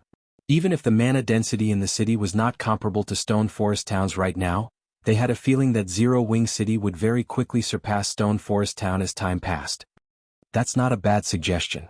Since you've already raised it, I'll use this opportunity to talk about the new benefits Zero Wing and Candlelight will be offering. From now on, members may use their GCPs to exchange for private houses in the guild's towns and cities. However, there is a restriction, which is that only elite members of Zero Wing and official members of Candlelight are qualified for this exchange. As for the pricing, you can ask Melancholic about it in a while, Shifeng said. In reality, the matter Happy Mo had raised was a problem commonly seen in the past. After all, whether it was a guild town or city, the amount of land available was limited. Generally, guilds would try to attract as many visitors to their towns or cities as possible. At the same time, in order to maximize the town's or city's income, they would construct only a small number of private houses, opting to build hotels and other facilities instead. Hence, private houses could not simply be bought just because one had the funds to do so. This was especially true for popular towns and cities. However, in order to attract and recruit independent experts and capable lifestyle players, guilds would still build some private houses to use as bait, making them available for exchange using GCPs only. When Shifeng mentioned about this new benefit, cheers immediately erupted from the crowd before him. What? The guild leader is so generous. All hail the guild leader. Ah. With this, I will also have an opportunity to own a private house in Zero Wing City. When I get one, my friends will definitely die of envy. Currently, the various large guilds were all trying to earn as much money as possible from their guild towns to further develop themselves. Hence, they would only construct a few private houses for show. It was simply impossible for guilds to offer these private houses as a guild benefit. As for the private houses in popular guild towns, even guild upper echelons might not be able to get their hands on one. Yet now, lifestyle players like themselves actually had the opportunity to exchange for private houses in Starmoon Kingdom's #1 town and #1 city. They felt as if they were dreaming right now. Although they also knew that the price would not be low, at the very least they had a chance, a much greater chance of obtaining one than if they were an outsider. If news of this matter were to spread, it would no doubt cause a commotion in the entire Starmoon Kingdom. Even the neighboring kingdoms and empires might be affected. Shifeng faked a cough to silence the excited crowd before him. He then said, Alright, now that that's dealt with, once you sign the contracts, you all will start researching this item together, and took out a thick book from his bag. This book was none other than the Four Towers of Elements design, which he had obtained from the fallen Arkansas.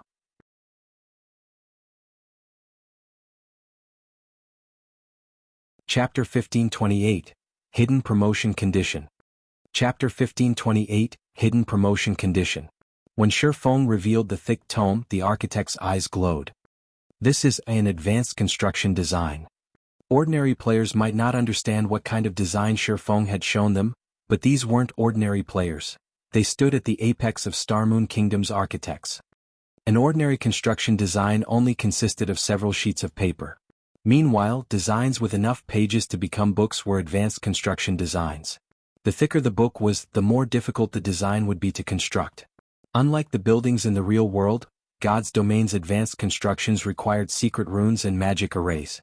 If these were imperfect in the slightest way and couldn't connect, they wouldn't function and would have to be redrawn. Fortunately, the entire pattern wouldn't need to be redrawn if mistakes occurred with some runes or arrays. Players simply needed to rework the failed symbols and sacrifice a few extra materials. However, since the necessary materials were precious, the guild would feel a slight sting in its pockets if an architect failed too many times. Meanwhile, what truly excited these architects was the fact that every advanced construction design had a unique set of secret runes for players to learn. Learning these secret runes would help them when they design their own in the future.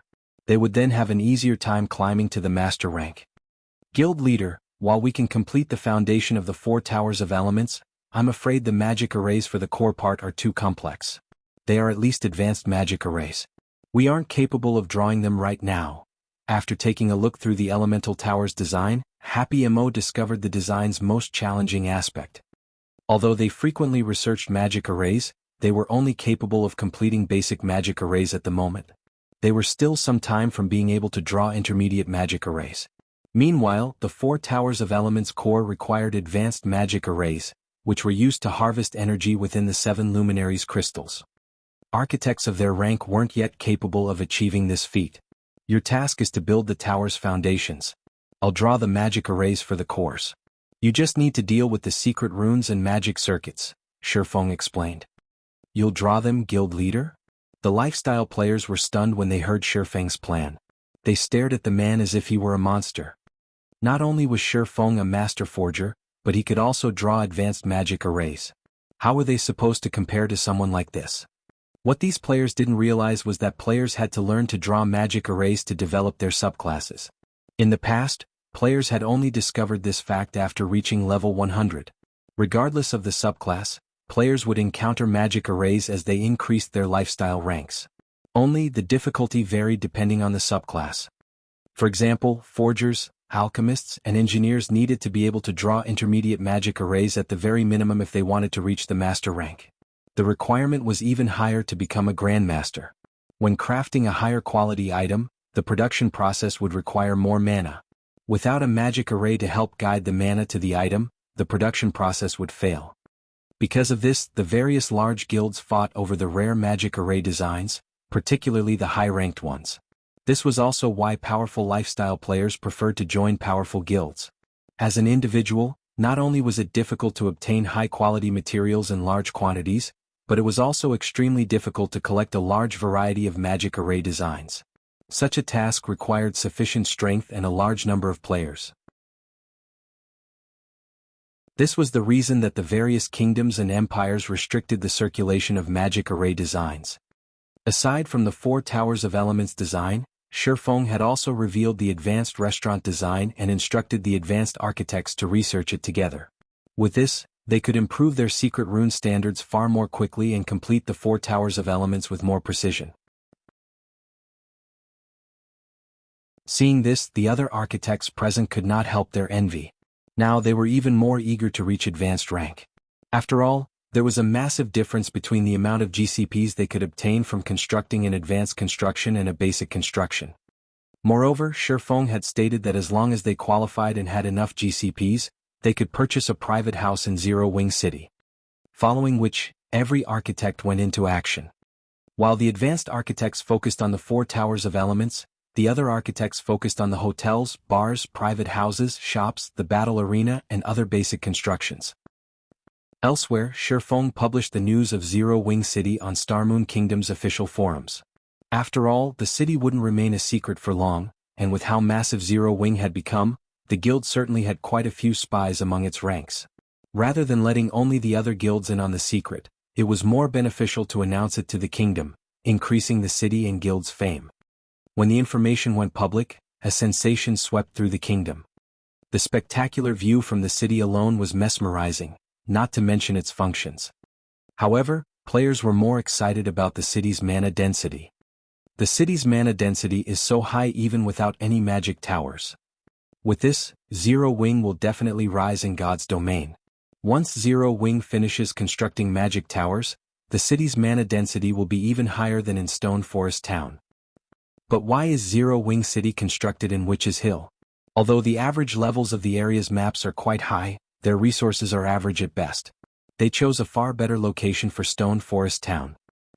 Zero Wing might have other reasons. Just look at Witch's Hill. It has the high-level resource map, Shadow Forest, and the Hell Mode regional dungeon, Mournful Ruins. When players reach level 60, Witch's Hill will be a prime leveling spot.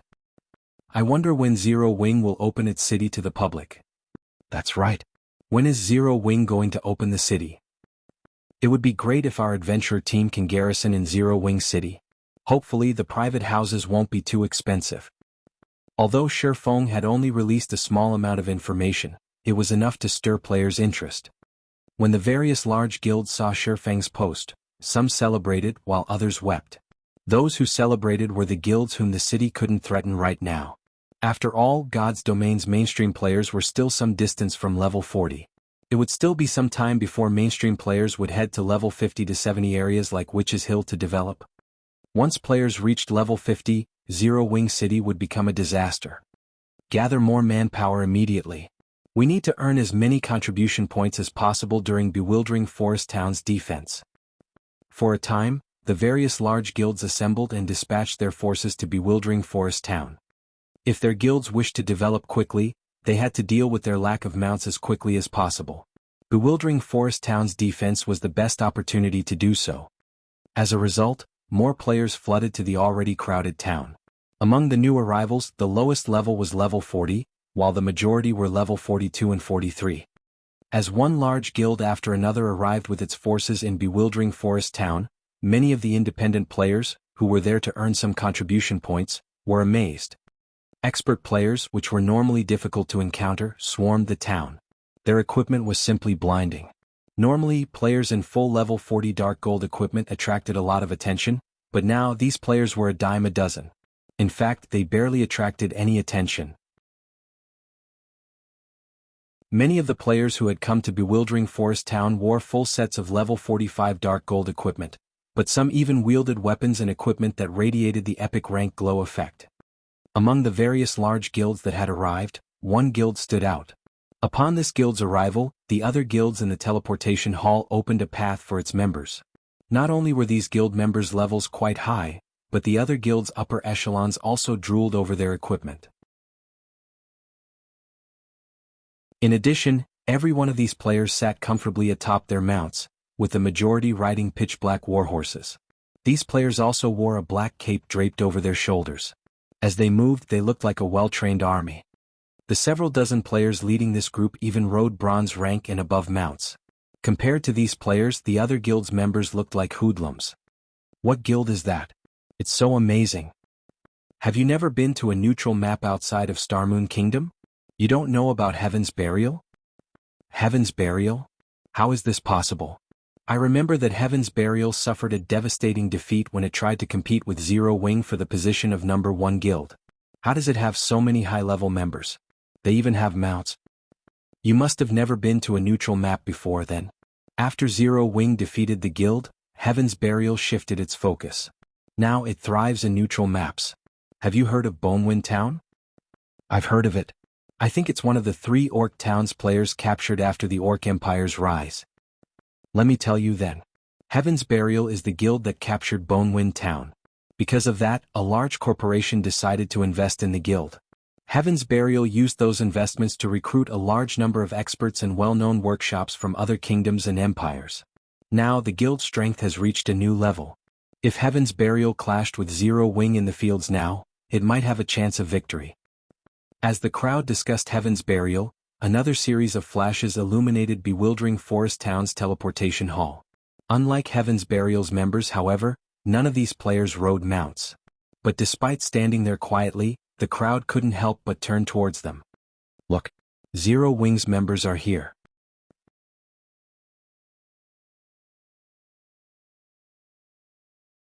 Chapter 1529, War Between Countries. Chapter 1529, War Between Countries. As Zero Wing's members teleported into bewildering Forest Town, their arrival caused a commotion that swept through the town. Zero Wing's members have arrived. What a powerful aura. As expected from Starmoon Kingdom's #1 guild. What? Black Flame is here too? As bewildering Forest Town's players watched Zero Wing's team approach the town's ramparts, they unconsciously moved aside, opening a path for these experts. Guild leader, Zero Wing's members are so high-leveled. They're all level 45 and above. The Star Alliance's Flourishing Willow couldn't help but gape at Zero Wing's team. Wait, look. There are level 50 players among them. Aqua Rose and the other dozen or so core members are actually over level 50. Flourishing Willow was a top-tier expert in the Star Alliance, and she had been leveling quickly in a neutral map, reaching level 47. Based on her calculations, she could rank among Starmoon Kingdom's top 20 players, and that included the players who hid their levels. However, she had never imagined that the Zero Wing would have several dozen players that had higher levels than hers. Among them, over a dozen players were above level 50. Level 50? Galaxy Past, who stood beside Flourishing Willow, turned to look at Shifeng and his team. This news was truly surprising. What about Black Flame's level? He did not doubt Flourishing Willow's words in the slightest. Although Zero Wing's members wore black cloaks and hid their levels, Flourishing Willow had learned a super rare identification skill that could see through a black cloak's concealment. Level 50 was a significant threshold for players. Not only would weapons and equipment's quality spike, but players could also challenge their Tier 2 promotion quests. There was no doubt that Zero Wing's members had already begun to challenge these quests. Given enough time, they could even start raiding level 50, 100-man Hell Mode team dungeons and super large-scale team dungeons. It was what all the various large guilds focused on right now. It was relevant to their guild's development due to the various special construction designs and construction upgrade orders that dropped from these dungeons. I can't see it, Flourishing Willow said, shaking her head. I don't know why, but when I try to inspect him with my skill, all I get is an unknown. Black Flame must have a high-rank concealment tool on him. At most, my skill can see through ordinary concealment tools.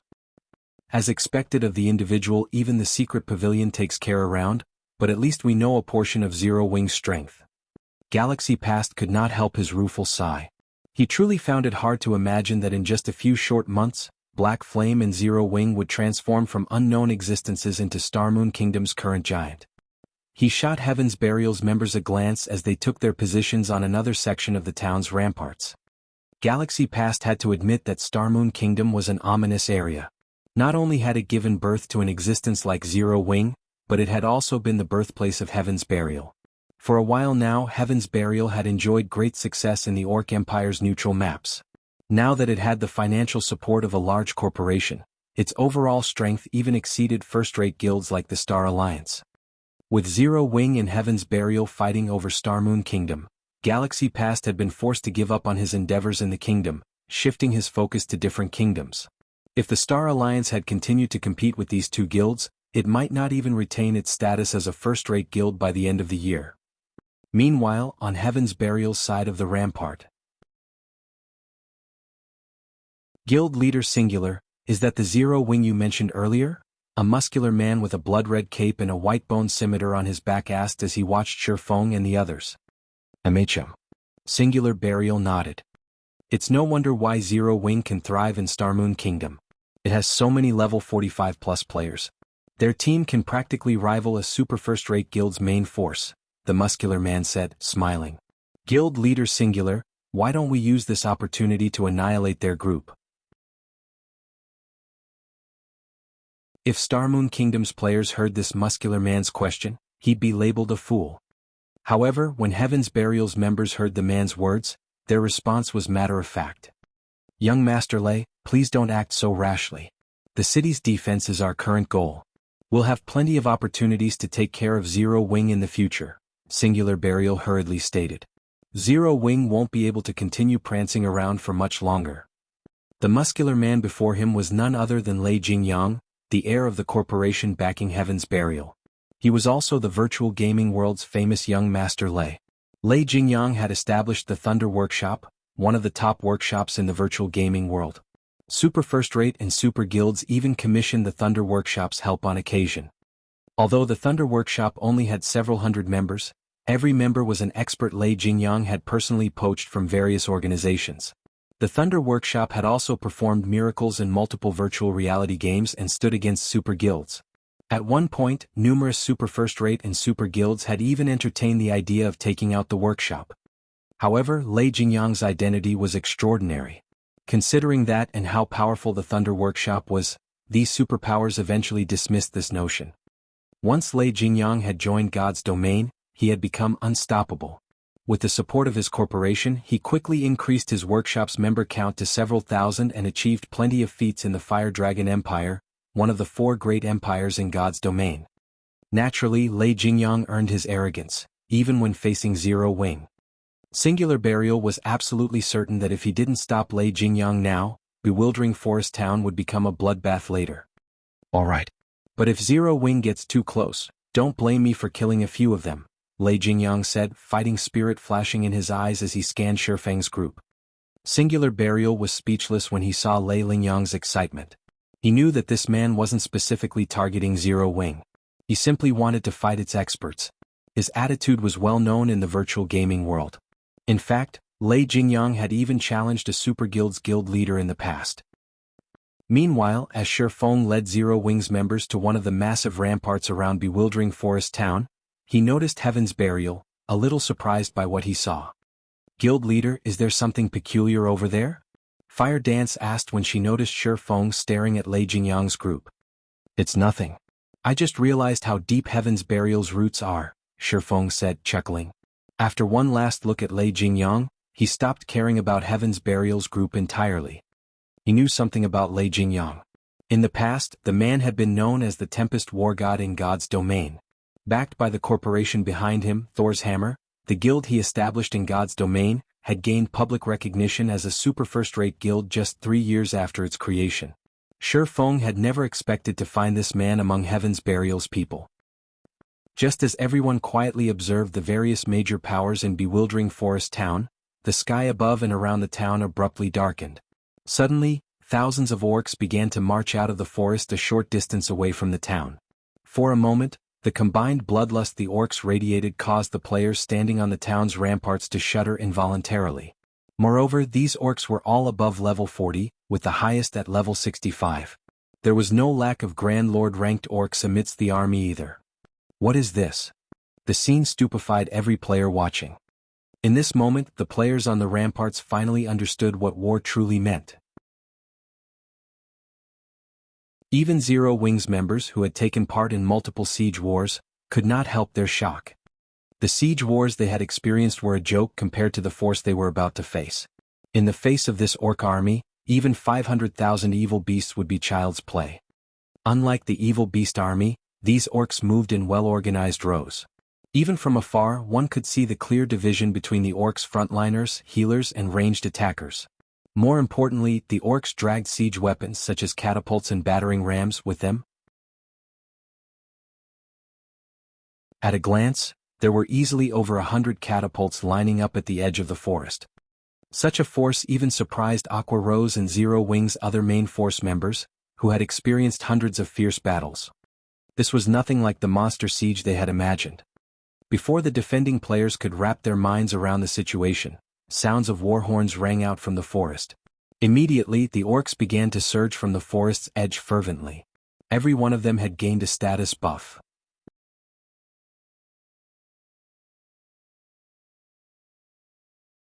Chapter 1530, Despairing Gap. Chapter 1530, Despairing Gap.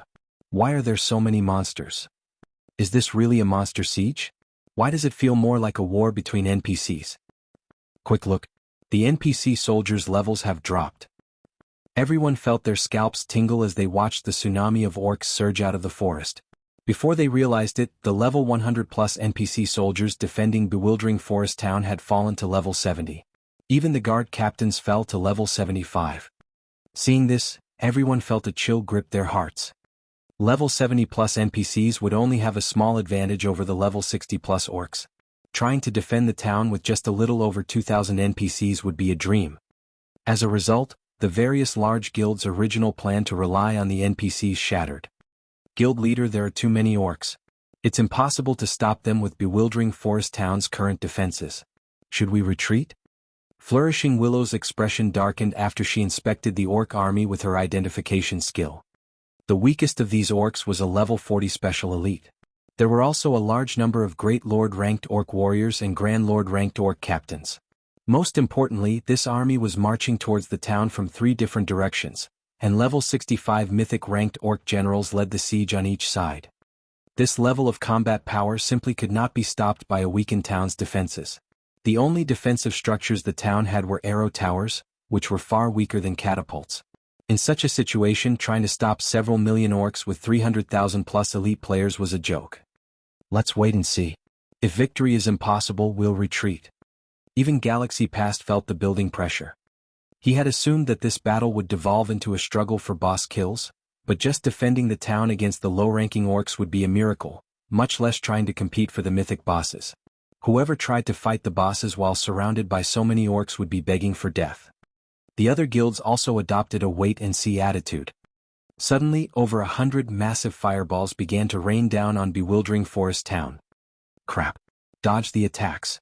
The various guilds' upper echelons shouted, their expressions darkening when they saw the fireballs. The fireballs had come from the distant catapults. If players were struck by the catapult's attacks, there would only be one outcome: death. Although players tried to move out of the attack's trajectory, over 300,000 players had gathered in bewildering forest town. The town was so cramped that even normal movement was difficult. As a result, these players could only watch as the massive fireballs descended. Boom, boom, boom. A series of explosions echoed throughout bewildering forest town. Before the fireball struck the town's defensive magic array stopped and scattered the attack. However, as a result of the explosions, the barrier shook violently and began to crack. Fortunately, due to its supply of mana, it recovered quickly. Everyone in the town breathed a sigh of relief. Had the 100+ fireballs landed, the consequences would have been unimaginable. However, as the magic barrier dealt with the fireballs, the orcs and their battering rams reached the edge of the barrier outside of the town's ramparts. They attacked. As a considerably fortified town, magic runes strengthened the town's ramparts, and these walls could take more punishment than the magic barrier. However, the orcs' battering rams specialized in breaking down walls and gates. Sure enough, the battering ram's magical pikes pierced the magic barrier and struck the wall around the town, leaving multiple marks. Everyone focus on the orcs' battering rams. Do not let them break through the town's magic arrays and walls. The various upper echelons shouted. Reacting immediately, players launched their attacks from atop the town's walls, raining down countless arrows and spells on the orcs below. However, as if some barrier protected the battering rams and reduced incoming damage, the attacks only dealt several hundred damage. Very few players dealt over -1,000 damage. This amount of damage barely affected the special elite-ranked orcs, who had several 100,000 HP, much less the chieftain, lord and great lord-ranked orcs, whose HPs were in the millions. Even when the players launched large-scale destruction spells and AoEs, the effects weren't ideal. At most, these attacks removed some of the special elites. The chieftains and above were still alive and kicking even after the bombardment. As a result, the magic barrier's energy reserves steadily decreased. Although the orcs' attacks were within the range of the defensive magic array's endurance, the large number of orc attacks quickly depleted the magic barrier's energy reserves. Furthermore, the battering ram's relentless attacks had already begun to crack the town's walls. In contrast, the defending players had only eliminated a small fraction of the army despite their constant assault. The orc army still covered the plains around the town as far as the eye could see. The catapult's constant bombardment also illuminated the night sky above bewildering forest town. Young Master Lei, at this rate, it is only a matter of time before the orcs break through the town's defensive magic array and ramparts. Once the orcs enter the town's teleportation arrays will shut down. I suggest that we retreat, Singular Burial said, frowning as he watched the orcs below the ramparts. It is impossible for current players to complete this defensive quest. Just the orc warriors and captains before them were discouraging, let alone the mythic-ranked orc generals who were slowing approaching. Aside from their numbers, the orcs had a buff that reduced all incoming damage. Even if several thousand players attacked a single Great Lord together, they would need a considerable amount of time to defeat it. Alright, let's retreat. When Lei Jingyang noticed that the various large guilds had begun to flee, he shook his head helplessly. He might be a battle maniac, but he was no fool. He could tell that the main god system had never had any intention of letting players succeed in this defensive battle. Otherwise, the system wouldn't have weakened the level 100 plus NPC soldiers. Continuing this fight would be futile. Guild leader Heaven's Burial has begun to retreat, Flourishing Willow reported. It seems that this war is lost. Let's leave as well, Galaxy Past said. As Galaxy Past gave the command to retreat, however, something caught his attention. Surprisingly, even after the various large guilds had begun to flee, Zero Wings members continued their zealous assault against the attacking orcs and battering rams. The team's clearing speed was far superior to the other large guilds as every member dealt over -1,000 damage. Some of Zero Wings players even dealt several thousand damage with each attack. They're staying? Galaxy Past watched Zero Wings members in confusion. Currently, less than 100,000 players remained in bewildering forest town. Moreover, more players fled with each passing second. Yet Zero Wings members had chosen not to retreat and continued to attack even though the town's defensive magic array and walls could shatter at any minute.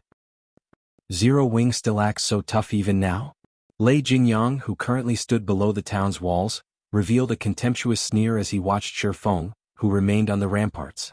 Just for the sake of keeping up appearances as the #1 guild, he's ordered his guild members to throw away their lives. It seems that Zero Wing isn't as impressive as they say. In his opinion, Zero Wing was merely trying to maintain its reputation as Starmoon Kingdom's #1 guild, being the last guild to leave the battle. Do they really think they can perform some miracle with just 1,000 players? Young Master Lei, let's leave. Singular Burial laughed as he moved towards the town's teleportation hall. Following which, one guild after another left the town. In minutes, only Zero Wing remained. Guild leader, the other guilds have left, Aqua Rose reported as she inspected bewildering forest town's situation. Only Zero Wings members occupied the town. Good. Let's begin. Shifeng then turned to Kola beside him and said, Kola, Turtledove, Yi Wumian, you three will be the lead MTs.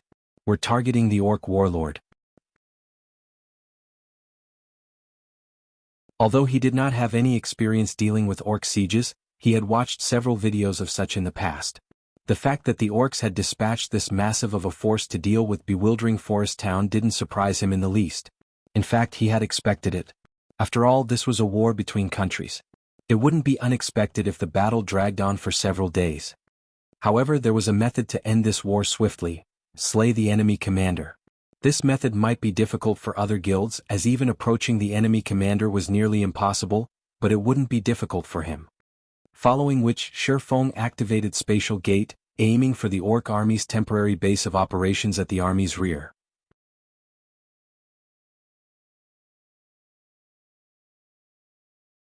Chapter 1531, Kingdom Upheaval. Chapter 1531, Kingdom Upheaval. After the various large guilds and adventurer teams had retreated from bewildering forest town, players heatedly discussed the orc siege on Starmoon Kingdom's official forums. The uploaded recordings of the siege war shocked everyone in the kingdom. Although the various large guilds frequently clashed, with some even waging large-scale wars against each other, there was simply no comparing those battles with the orc army's assault. The difference between them was like the difference between heaven and earth. The recordings were enough to showcase the orc army's intense bloodlust. With so many orcs in that army, it seems bewildering forest town is doomed. I wonder if the orcs will continue on and attack another location? I doubt that. This should be some kind of system event. If the Orc army goes on to capture other towns in Starmoon Kingdom and weakens those NPCs, Starmoon Kingdom is doomed. You can't say that for sure. As soon as the Empire's Rise expansion pack took effect, the Orc Empire invaded and took over a portion of the several neighboring kingdoms and empires' land as well. I guess so. If that is the case, the neighboring towns are in trouble. What guild could possibly hold off so many orcs? I've heard that every guild in Bewildering Forest Town has retreated. Not even a 300,000-plus elite army can stop the orcs now. No, that's not entirely true. I've heard that Zero Wing is still fighting in Bewildering Forest Town right now. Zero Wing? Don't get your hopes up. Zero Wings only sent a 1,000 players to the town. They're simply trying to put on an act. There aren't even enough of them to serve as a snack for the orcs. Who knows? They might have retreated by now. No. Based on what I've just heard from Zero Wing's members, the team is still there. Moreover, the players Zero Wing dispatched are members of its main force. Maybe they're trying to grind EXP? After all, there are plenty of orcs there. A single large-scale destruction spell could easily damage over 100 orcs. Also, among those orcs, even the weakest is a level 40 special elite. From what I've heard, they seem to give a lot of EXP. The only problem is the buff they have that reduces the majority of the damage they receive. Some players were excited about the orc siege while others were anxious. On the one hand, the orc invasion meant more opportunities to earn contribution points. However, to the players operating around the towns close to Bewildering Forest Town, the town's fall meant that their towns could be the next target. If their towns fell to the orcs, then all of the effort they've put into building the town's foundations would go to waste. This was especially true for guilds that occupied these towns. Zero Wing's members are still there? Singular Burial, who had returned to Starmoon City, revealed a confused expression when he heard the report from his subordinate. In his opinion, Zero Wing had been putting on an act. After all, the orc siege simply wasn't something current players could defend against. Guild Leader Singular, just ignore Zero Wing.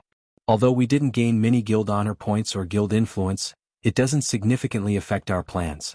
Our main priority now is the recently discovered Ancient Rock City.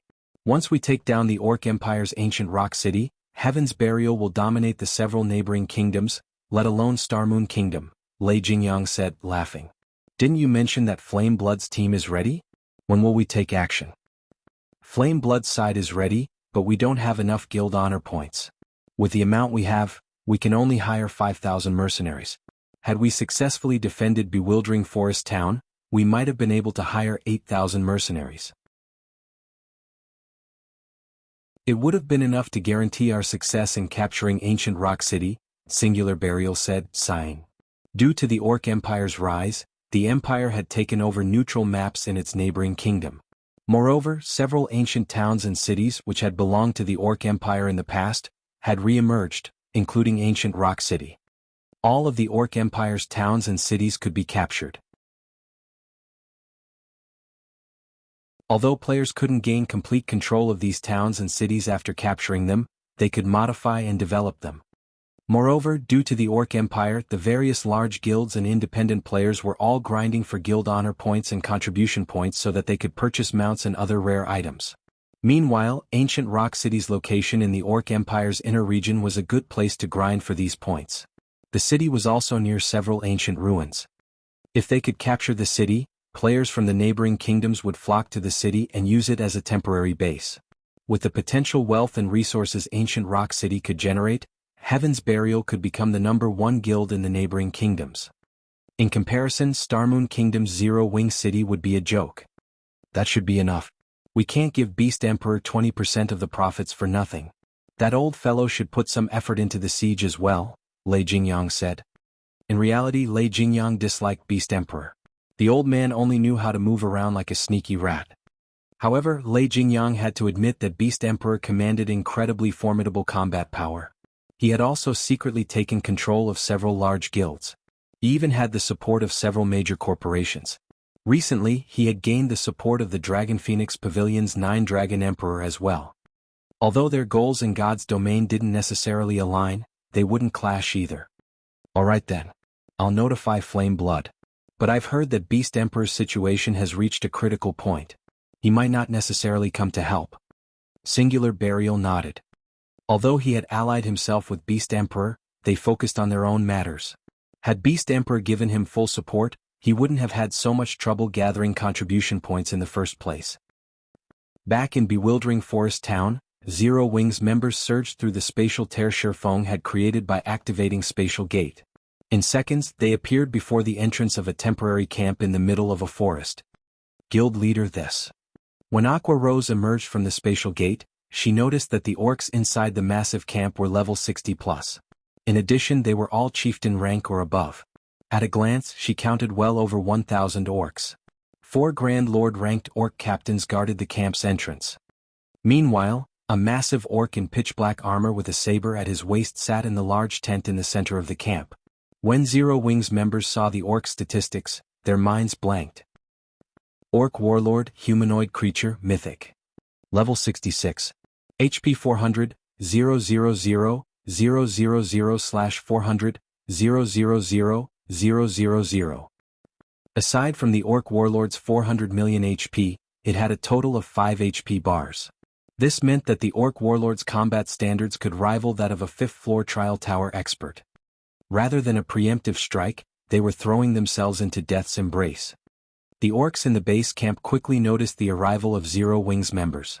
They roared and sounded their war horns, notifying the distant orc army that they had been ambushed and needed reinforcements. The 4 orc captains guarding the base camp unsheathed their weapons and attacked alongside the other orcs. Meanwhile, the orc warlord slowly made its way towards Shifeng and his companions, gazing at the players as if they were pests. "Kola, you 3 get ready to tank the monsters. Everyone defensive formations." The welcoming party didn't particularly surprise Shifeng. This was the orc army's main headquarters. It was only natural that it was well fortified. If it were so easy to ambush and destroy, the country-level wars wouldn't have lasted several days. Fortunately, the Orc Empire's invasion wasn't the same as a war between NPC countries. The Orc Empire did not have players' help, so they could launch ambush tactics without worrying about enemy players. Hearing Shifeng's command, the MT trio gritted their teeth and pulled the approaching monsters aggro. Very quickly, Kola, Turtledove, and Yi Wumian each took on an Orc captain, while Solitary 9 and Dark Madness took on the last Orc captain. However, since the MTs also had to dodge attacks from the lower-ranked orcs, they struggled to dodge the Orc captain's attacks. Unlike the savage orcs on Thunder Island, these orcs were skilled and organized as they split into groups of frontliners, ranged attackers and healers. The orcs also had an overwhelming advantage in terms of total damage output. Although Zero Wings members could deal over -10,000 damage with each attack, every orc here had millions of HP. The orc healers in the rear could also heal their allies for tens of thousands of HP with each healing spell. "Guild leader. The orc warlord is coming," Kola anxiously announced as he watched the mythic boss approach. For a moment he wondered if they had bit off more than they could chew this time. Hearing Kola's announcement, everyone on the team promptly turned to look at the orc warlord. Immediately they felt a stifling sensation as a heavy pressure weighed down on them.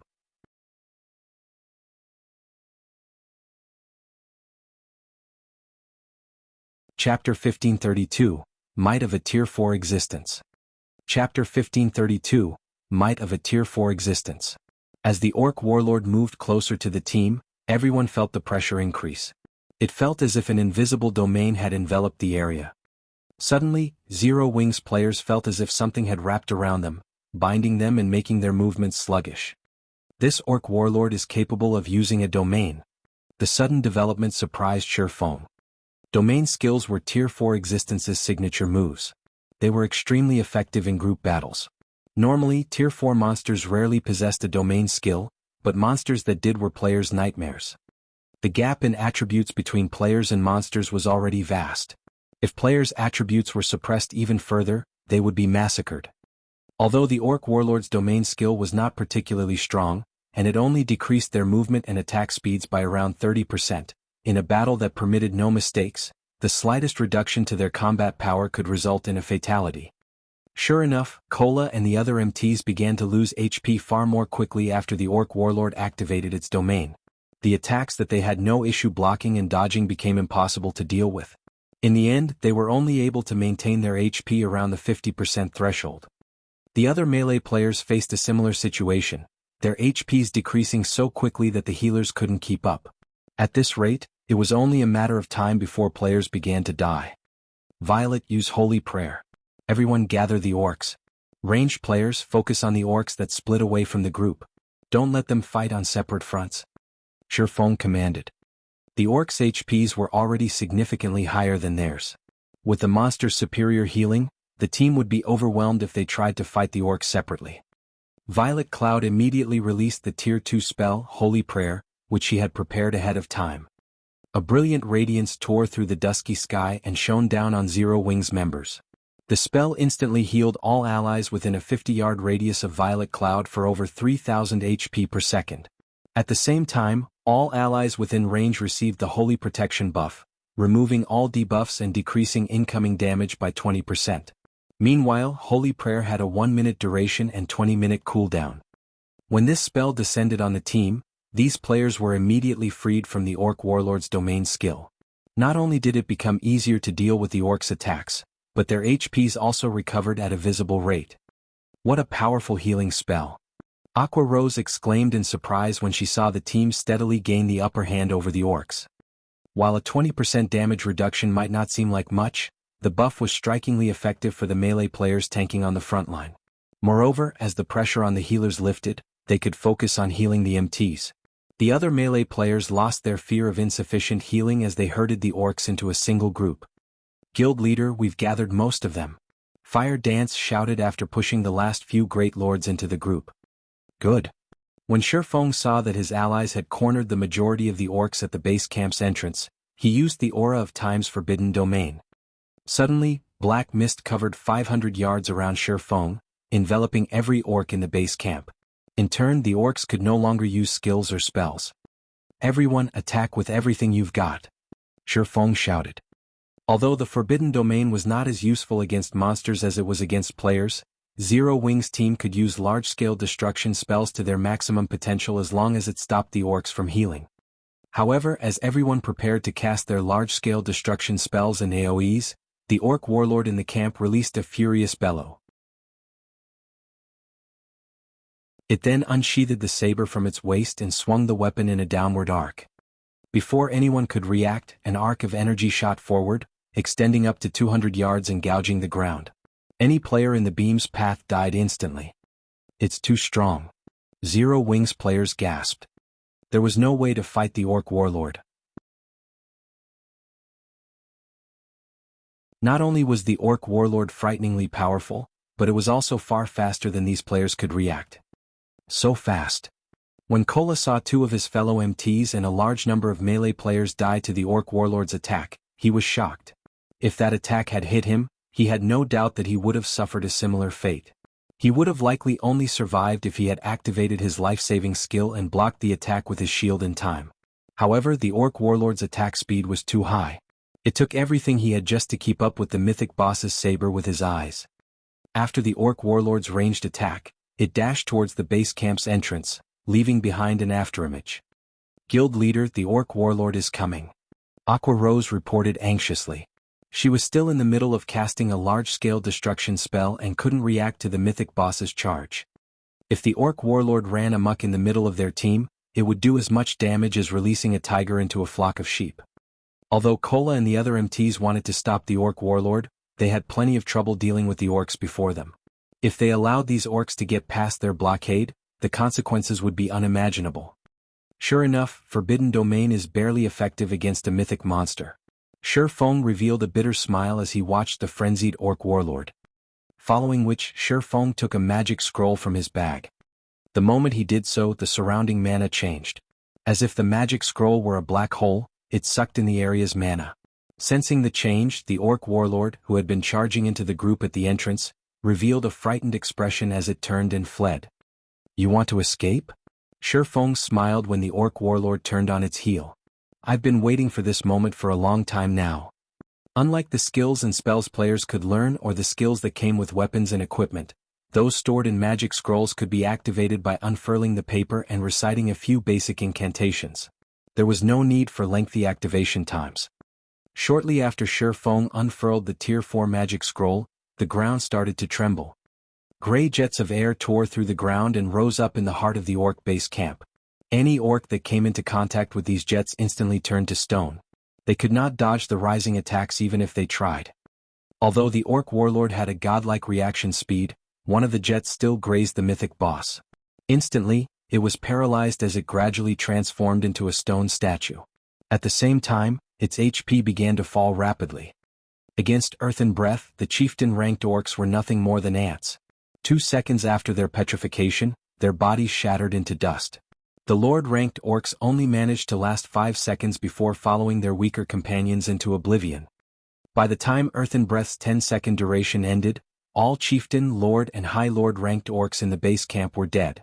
Although the great lords had survived, they had less than half of their HPs remaining. The Grand Lord-ranked orc captains had only lost 20% of their HPs, but they were heavily injured. Not only had their combat power drastically decreased, but their defense had also fallen. As for the orc warlord, like the orc captains, it had only lost around 5% of its HP, but it was in a miserable state, and its combat power had significantly weakened. Zero Wings members were dumbfounded. Shifeng's aim with Earth and Breath had been impressively accurate. The spell's AoE stopped just short of 5 yards from Kola and the other MTs, who blocked the base camp's entrance. With just a single Tier 4 large-scale destruction spell, he had turned the tide of battle. Only now did they understand why Shifeng dared to assault the orc army's base camp. After Earth and Breath ended, less than 30 orcs remained. Among them, over 20 were injured great lords with less than half of their HP remaining. With their 1,000-man team and without the other orcs' harassment, they could easily deal with the surviving Grand Lords and Great Lords. Use this opportunity to clear out the orc warriors. Kola, distract the orc warlord. Solitary, help take care of Kola's orc captain. Shifeng commanded as he spent 5,000 magic crystals to activate the Ring of Gospel's world projection. When world projection activated, it dispelled the orc warlord's domain skill, and suppressed all enemies within a 3,000-yard radius, reducing their physiques by 30% and basic attributes by 20%. This was not Thunder Island. Due to the island's restrictions, he hadn't been able to use the variety of tools in his possession. Moreover, he was afraid of the orc warlord. If he had encountered it normally, he would have put as much distance between himself and the monster as possible, but after the contest on Thunder Island, he had gained a few cards that could give him a chance against the mythic orc. You're tuning in to the Han Li's Wuxia Adventures YouTube channel. We're so grateful for your support, and don't forget to subscribe to join us on this incredible journey through captivating stories. Your generosity through donations truly makes a world of difference, as it's the primary source of revenue that allows me to expand and enhance this channel for you. Thank you from the bottom of my heart for being a part of this adventure.